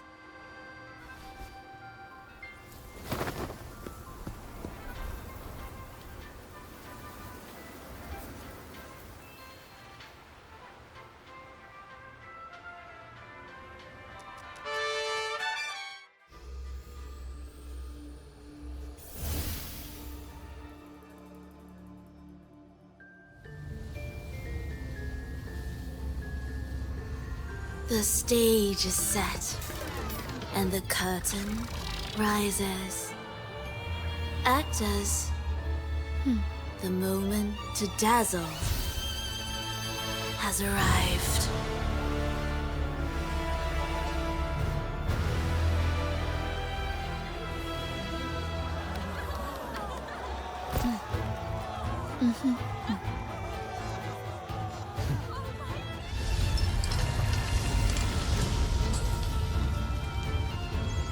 The magic is ready to unfold.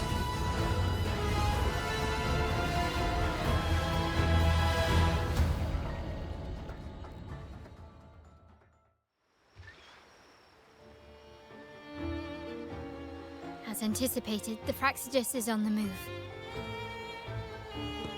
Now, remember the rehearsal we did yesterday?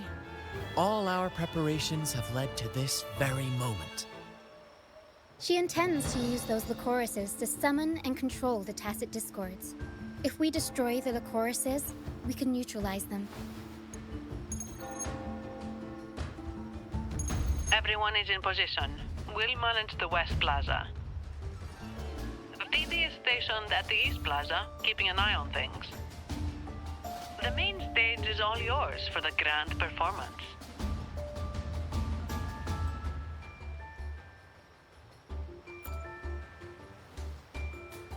I'll take care of the lighting and create the mood to make the performance stand out. Leave that to me. Ready? The spotlight will be on you two.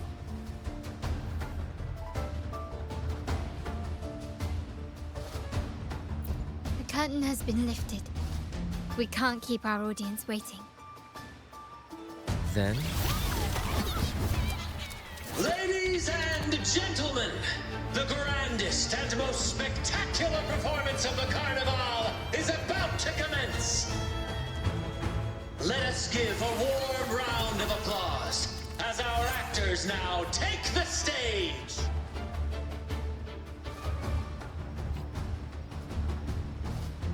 An unending darkness cloaks the kingdom as monstrous beasts ravage the land.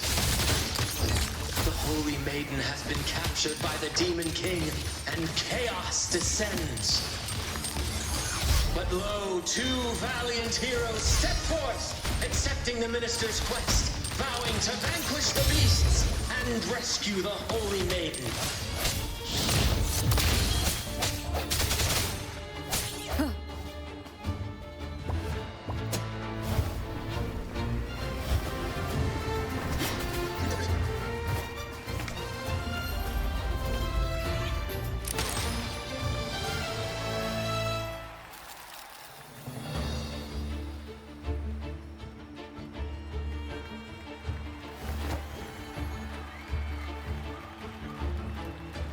The heroes breached the first barrier, sweeping away the monsters within the city.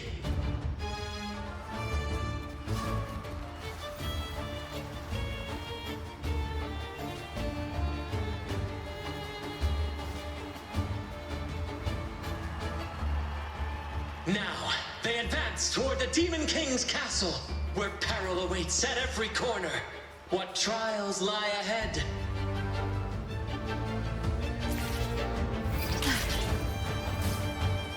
No wall can deter these free spirits. Even the stars seem to cheer on their brave.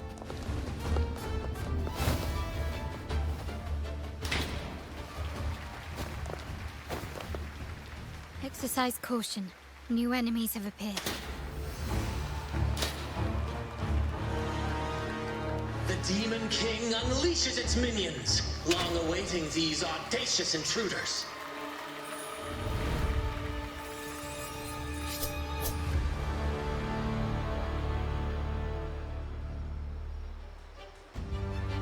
Leave it to me. One with the sound. Moment of resonance. Improvise. Still recognize me? Glory demands more.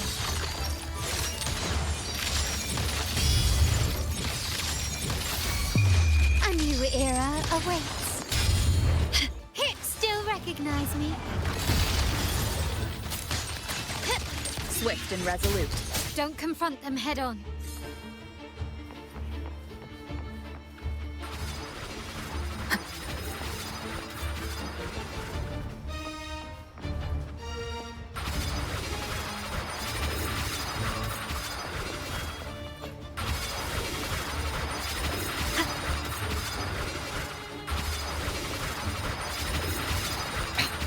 One more time.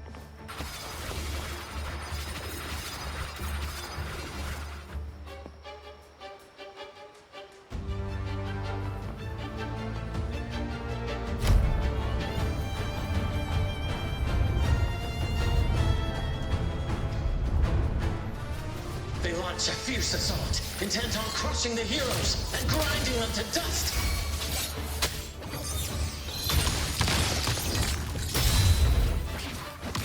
Victory favors me.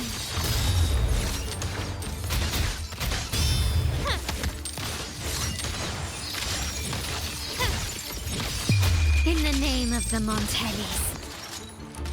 Swift and resolute.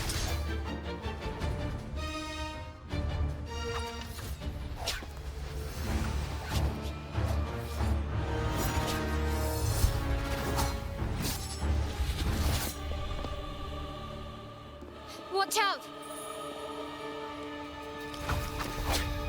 Now! A sudden twist unbalanced the heroes. Then at this crucial moment, a mysterious figure enters the fray. A divinity sent emissary? Or a spirit from the shadows, perhaps?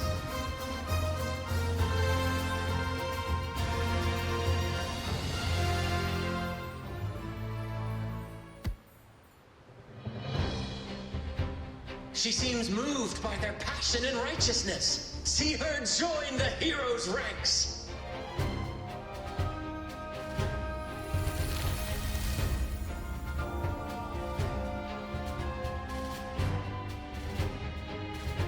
How delightful. I await your shallow, bated breath.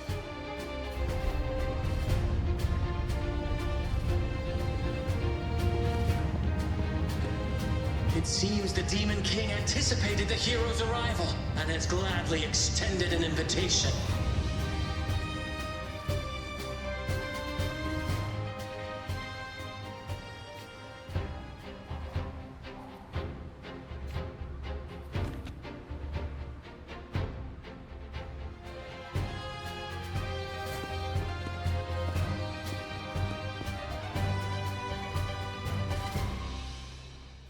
With unyielding determination, the heroes accept the challenge.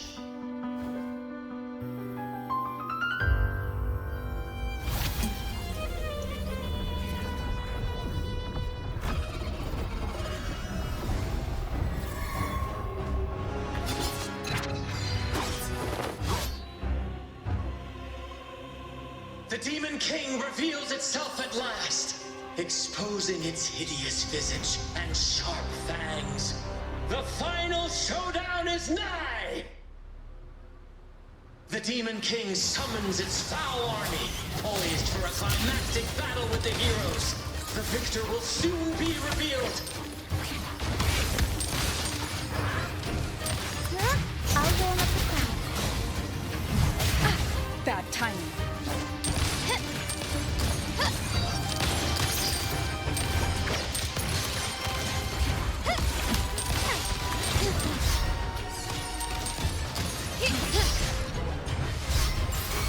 Swift and resolute.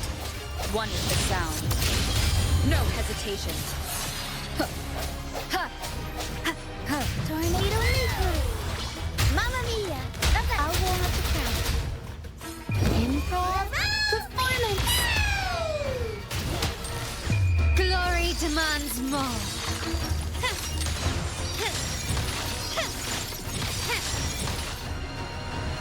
Amidst the clashing swords and the cries of the minions, the heroes face the Demon King. Victory belongs to the righteous and the brave!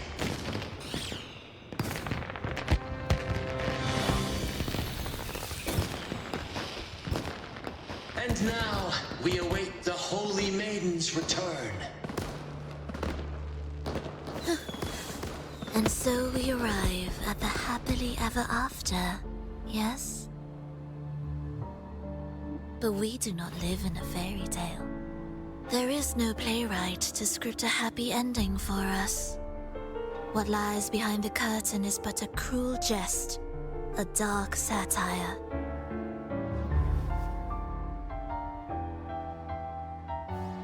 Let me reveal the truth behind that idyllic ending. The Holy Maiden has long succumbed to darkness, drawing power from a heretical force and leading her people into depravity. And the minister, having uncovered this truth, has vowed to root out this corruption himself.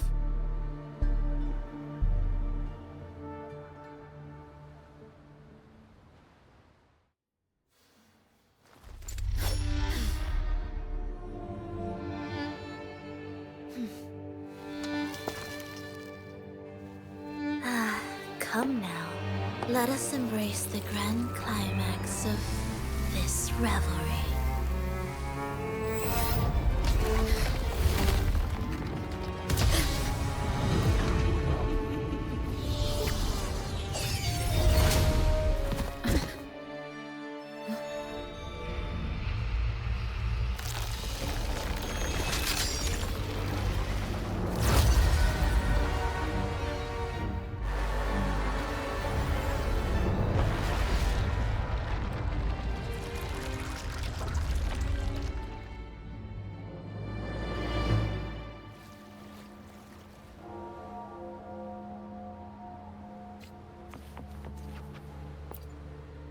Seems we've received another invitation. The final stage likely lies beyond this point. Are you prepared? Don't worry. Brant will manage everything within the city and make sure the performance proceeds smoothly as planned. Let us proceed to meet that Rinascita overseer and deliver a flawless performance for the carnevale.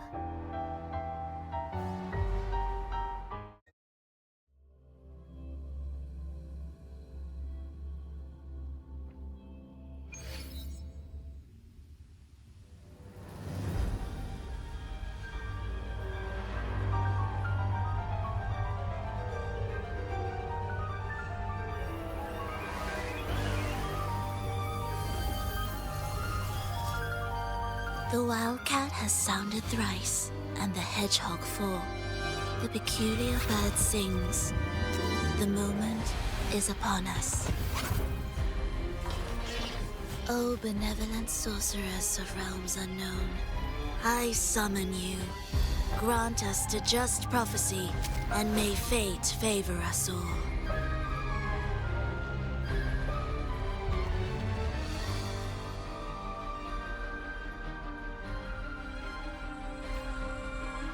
The night veils the world in darkness, while the beast captivates all. You remain clear-eyed amidst this revelry. The honeyed wine has clouded their senses and quenched their flames of avarice. Yet it has stoked your bravery and kindled the fire within your heart. I shall unveil the first prophecy and shatter these burdensome stones. Abandon the trifles of sentiment, and you shall ascend the throne. To achieve this, a sacrifice of fresh blood is demanded, a purge of the Holy Maiden and all heretics.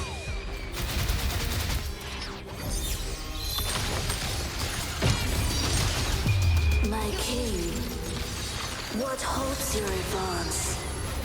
You have already tainted your feet in the river of blood. There is no retreat. The path born of injustice must be fortified with further transgressions. The soul must be steeled in bitterness. Thus, I unveil my second prophecy to dispel all illusions. No mortal shall inflict upon you even the slightest harm. And assuredly, you shall find favor with your people.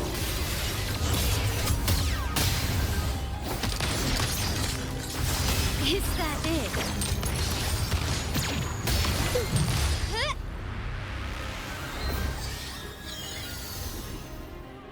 Defy destiny, mock both life and death, and rise beyond good and evil. Abandon all doubt and grasp at unreachable hopes. Now, hear the third and final prophecy. Pleasure born of violence shall end in violence.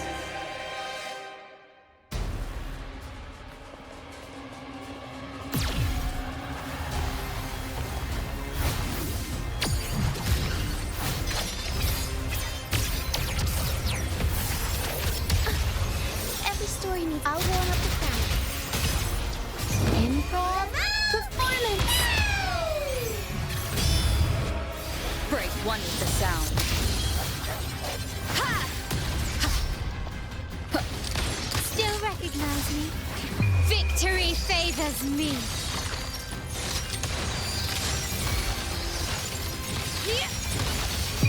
In the name of the Montellis. Swift and resolute. My compliments. Still recognize me? Improvise. I'll warm up the crowd. Moment of resonance. Back. Keep it together.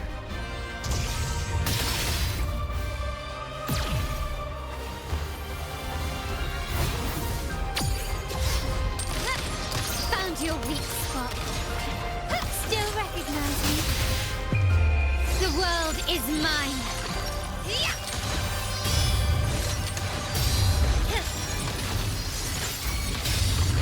Masterpiece complete. Aerial stunt.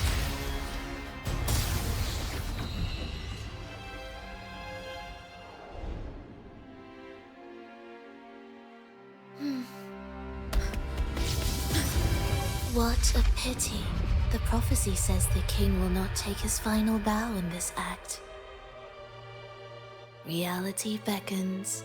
Have you glimpsed the truth in this dream?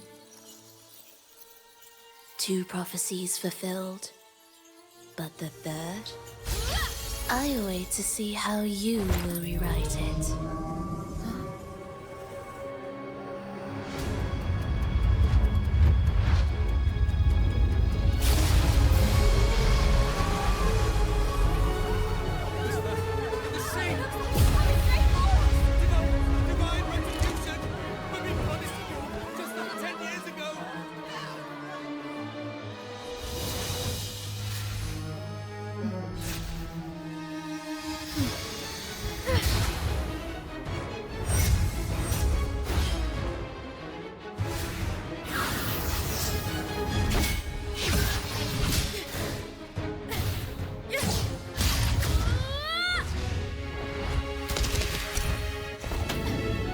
Together, we can set the Cetus free! We'll give this performance the perfect finale!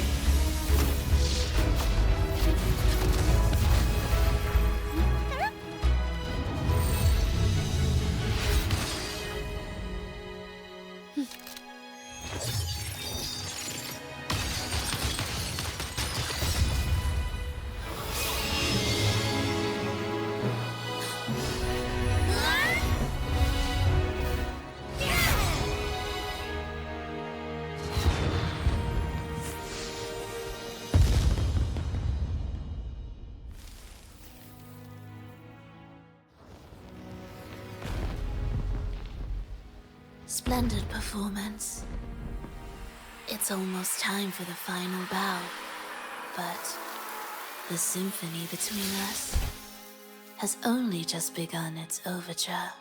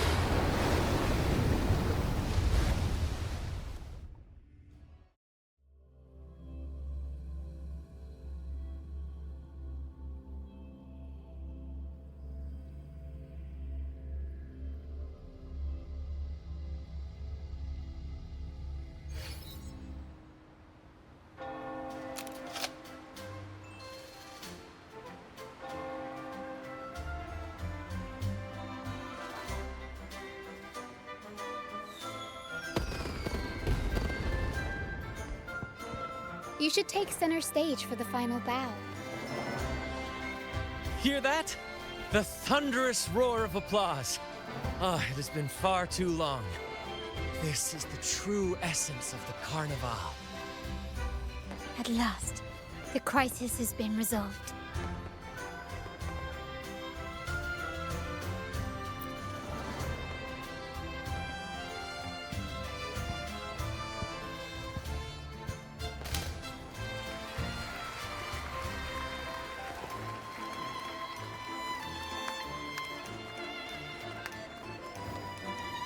Lady Arbiter, I have heard thy call. I have awaited thee for what seems like an eternity.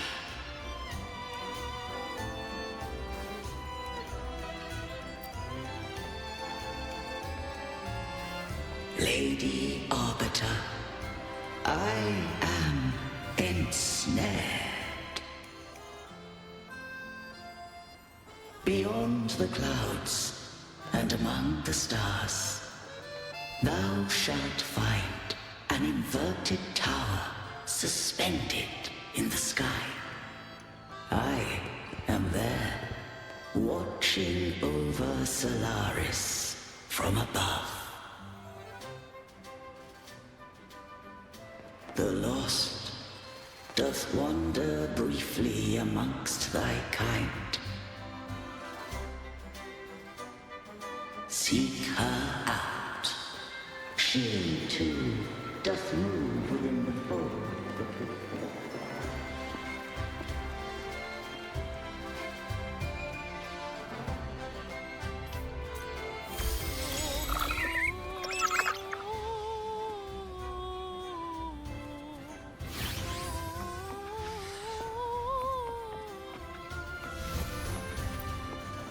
You should take center stage for the final bow.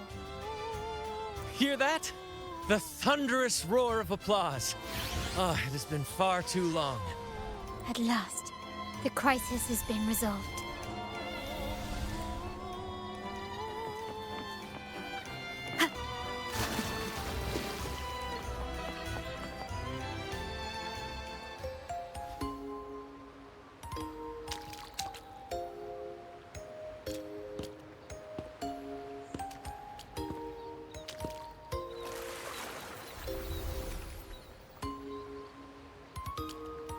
the next move is... Am I getting this right? It feels a bit off.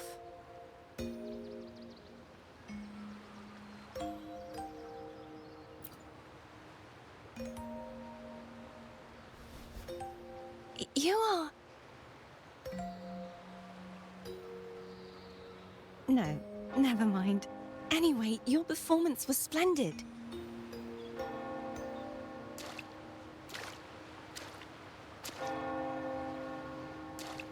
I'm here for the carnival as well. It's been ages since I've seen something as grand as this. I love hearing the laughter and cheers of a crowd, no matter the occasion. Kind stranger, could you show me those final steps from your curtain call?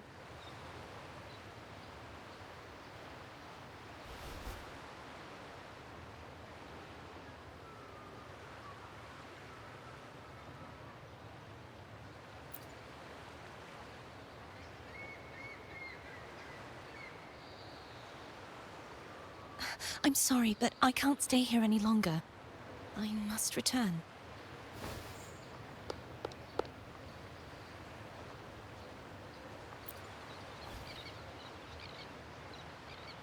My name? It's...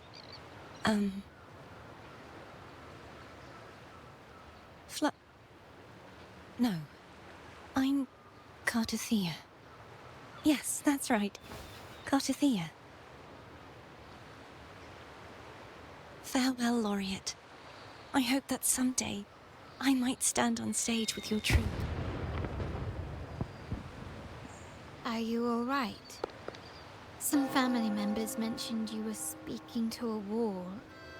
I'm worried you might still be under Frivola's spell. See who? Are you truly all right?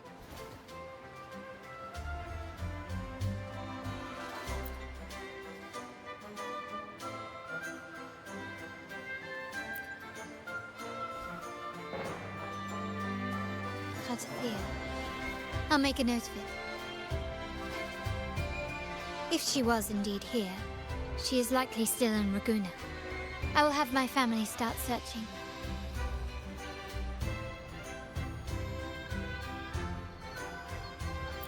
There are still many unresolved questions regarding the Order and the Sentinel.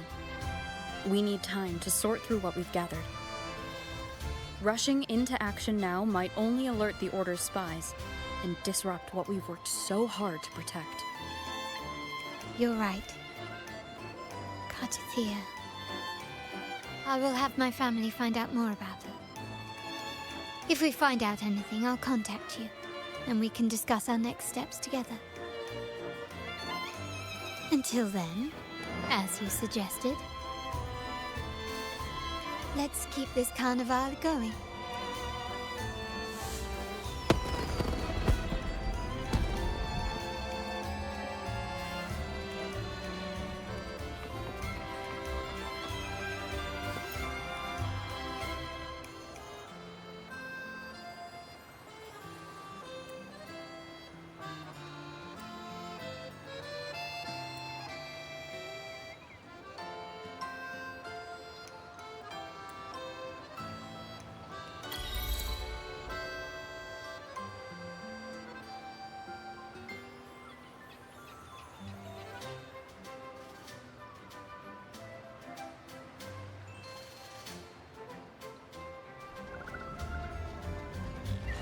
Were you awake, Rover? I trust you had a restful sleep. We have uncovered some new information about the Sentinel. Please join us at the family's safe house. I've sent the address to your terminal. Brant and Roccia are also here. We are awaiting your arrival.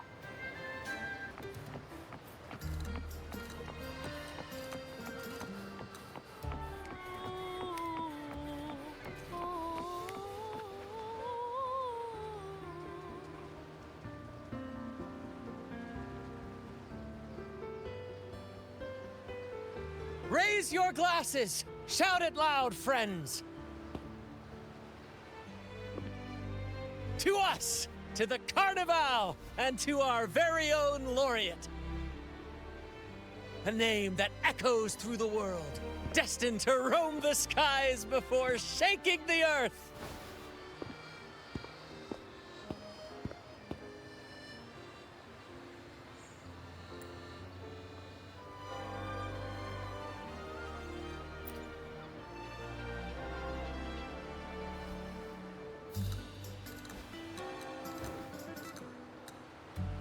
Don't be fooled by how he looks.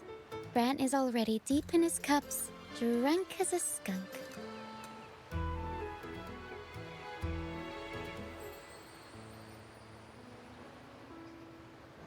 Oh, let him enjoy himself. The taste of victory is still fresh, and after such a battle, we should celebrate to the fullest. Drink your fill, everyone. This round's on me.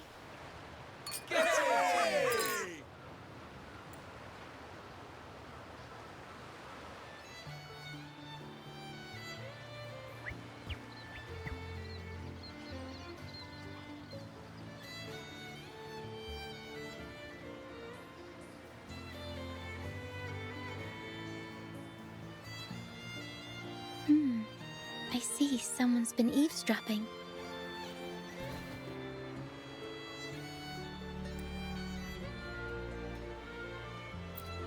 A devout acolyte wouldn't enter such a place without a good reason.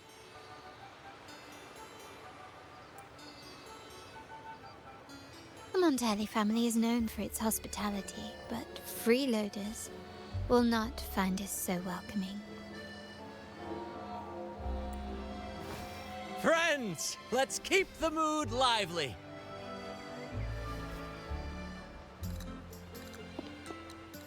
Come, let's discuss the information we've gathered so far.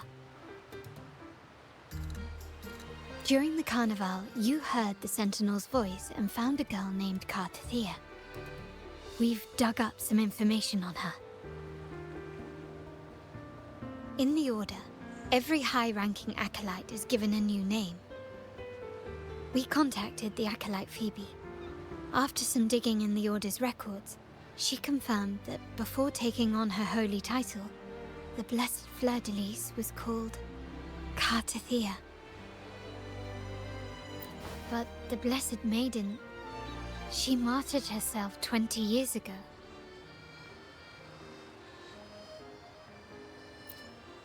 The family will uncover the truth. The only remaining clue is the inverted tower you mentioned hearing about from the Sentinel. But even that feels elusive. Judging by your expression, you must have discovered something new, right? Do you recall what we learned from the stained glass in the tower ruins? There were two divinities at the dawn of Rinascita. If one refers to the Sentinel, then the other, who could stand alongside them, might be the Threnodian. The two are undoubtedly linked, so uncovering one could lead us to the other. Remember Gilberto from the Physalia family? It took a lot to get him to talk, but we finally got some information from him. As he tells it, the Physalia family's long-revered deity is none other than Leviathan, the Threnodian from the sea's depths. It's hard to believe, I know. But recent events have only reinforced what we discovered from the stained glass. The Physalia family has been on this island since the founding of Rinascita, so their worship of the Threnodian may have persisted for centuries. We will attempt to establish contact with the Physalias to build an alliance and gather more intelligence. Rest assured, negotiation is what we do best. If necessary, we'll present them with an offer they can't refuse.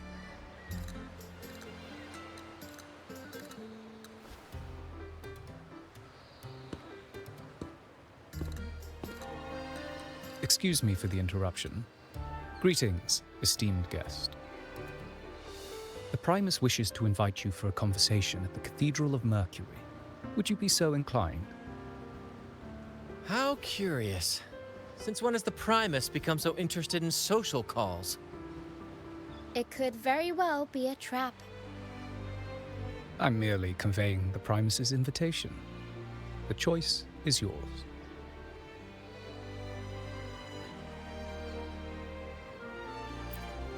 Remember, you're not alone. If anything happens, just let us know. Very well. Please follow me to the Cathedral of Mercury.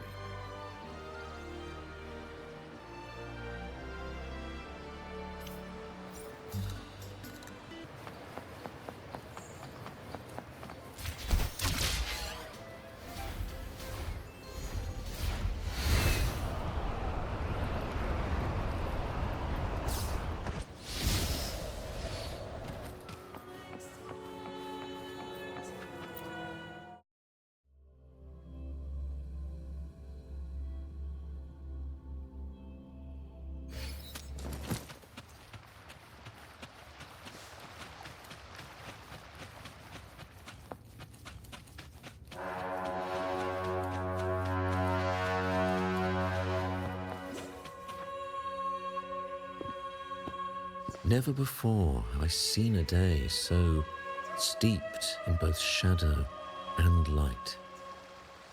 The birds sing, the flowers bloom, yet this world knows neither true joy nor eternity. Come closer, righteous one. There's no need for hesitation. I am Fenrico, the Primus of the Order of the Deep. Your deeds have reached my ears, and I have long wished to meet you. Alas, the burdens of this world delayed our meeting until now. I beg your pardon for the wait. Please accept my respect for you. You and your troop have shown great talent and ambition, breathing new life into Ragusa. I ask you to deliver this message to your companions. From this day forth, the troop shall have permanent rights to perform within the city.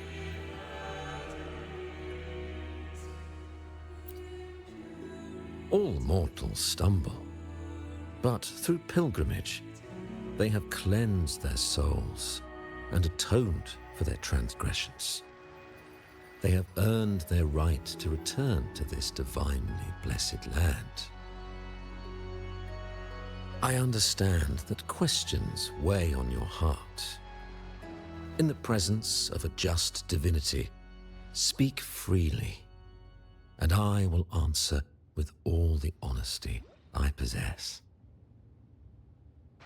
By the great Sentinel Imperator, I swear to you, there shall be no deceit in my words. You have walked a path similar to theirs. Indeed, you have the right to meet them. However, due to the Dark Tide 2 decades ago, the Sentinel's body was gravely wounded and remains in a state of recovery.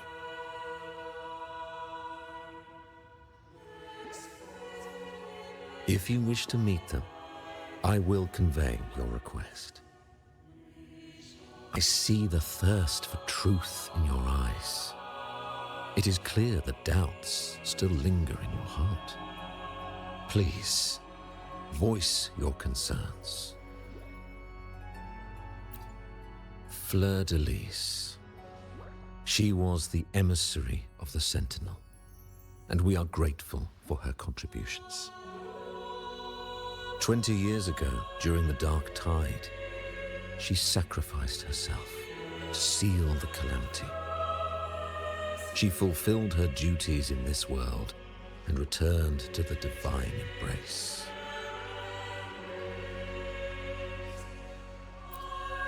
Do you know how the Dark Tide came into being? In Rinascita, wars were waged in the name of faith, tearing apart the Sentinel as our faith divided, weakening their divine power. The dark tide's true essence is the divine blood shed from the Sentinel's wounds. That tragic past left deep scars, and with their divine power drained, they could not prevent the dark tide's surge 20 years ago. The Blessed Maiden chose to martyr herself. She once again resonated with the Sentinel and, through her sacrifice, restored some of their divine power, bringing an end to the dark tide. Yet, the Sentinel remains in a state of healing and still requires a mortal representative. Following the Blessed Maiden's departure, I was granted new authority to cleanse the aftermath of the dark tide. I received the divinity's blessing and became the new Enlightened One. By their will, I fulfill the tasks left unfinished in this world.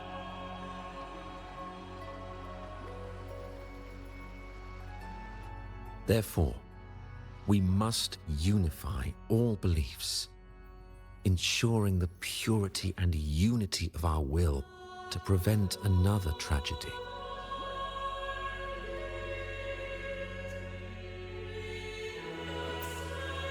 He said she once again resonated with the Sentinel. Was that really a second resonance awakening? Sentinel Jue had a trial with Jin Shi, but my permission was needed to transfer the Sentinel's power.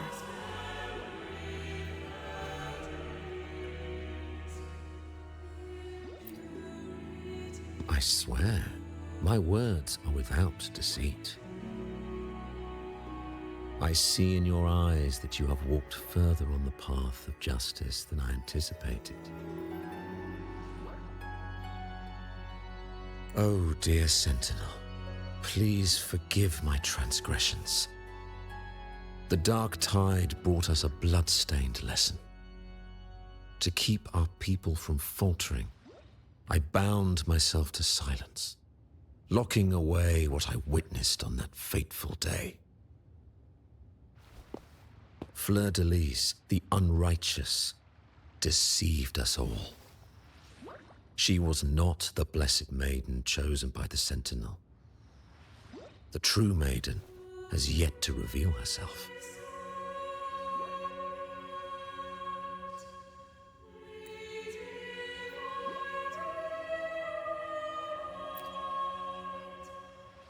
You must know that a being capable of rivaling our divinity exists in this world. Humanity's eternal adversary, the evil of all civilizations, the Threnodian. As the Sentinel has their resonator, so does the Threnodian. Fleur-de-Lis was shaped, both body and spirit, by our ancient enemy. Her actions were intended to plunge this city into fear and chaos. This is the truth I witnessed. Fleur-de-Lis was the Threnodian's resonator.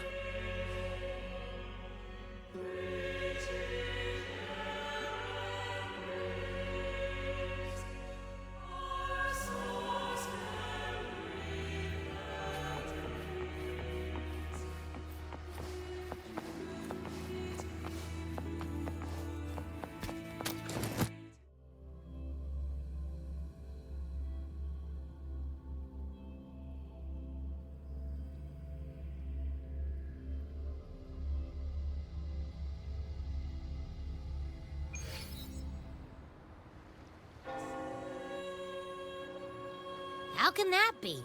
That Blessed Maiden, could she really be the Threnodian's resonator? What if the Primus's words were a bunch of baloney? But we saw Cardathea following the Sentinel's instructions. They wouldn't mix up their own resonator, right? Now my head hurts. Who was she really with? The Sentinel or the Threnodian? Well, Probably won't get any more answers from him.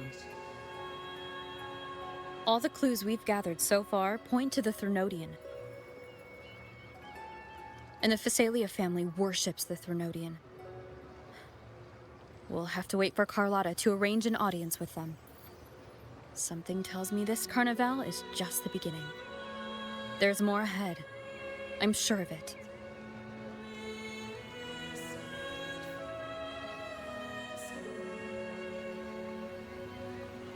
Phrolova, you do have a knack for indulging in pointless little chores. Why, there's no rule against an actor making good use of the intermission.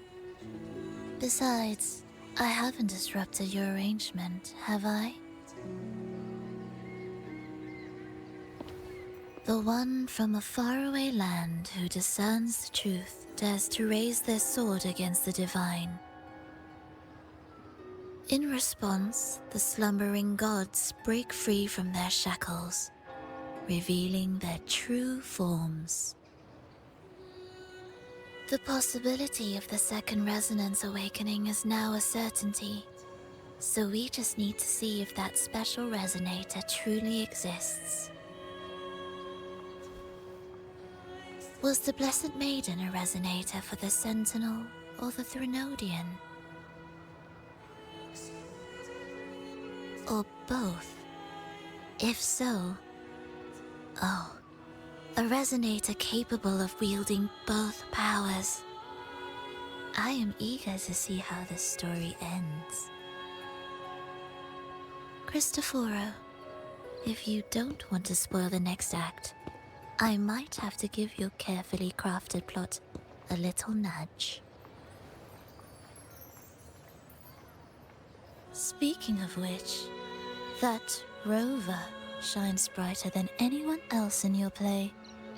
Do you find her interesting as well? Phrolova, it seems we walk different paths. I don't share your fondness for that sort of puppet theater. I merely place the characters on their stage and they act out their fates, driven by their own volition. To remain courageous amidst absurdity. To pursue a spark of divine grace. This, to me, is the truest essence of humanity. Don't you think? Even the most pristine cadence of death pales beside the untamed, fervent, and tenacious spirits of the living. In their journey, they resolutely overcome all obstacles. They pursue, they tear, they burn, simply because they desire to.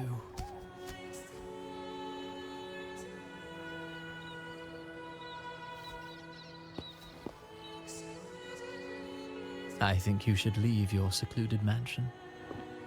Take a walk and listen to the voices scattered across the world. Perhaps. From Huanglong to Rinascita, she has indeed added a few unexpectedly beautiful notes to my symphony. I am certain that, even without any direction, she will walk the path that destiny has laid before her. All things ascend toward a singular point of convergence, and what awaits at the end is immortality. Before the tides of fate, we are all but humble servants.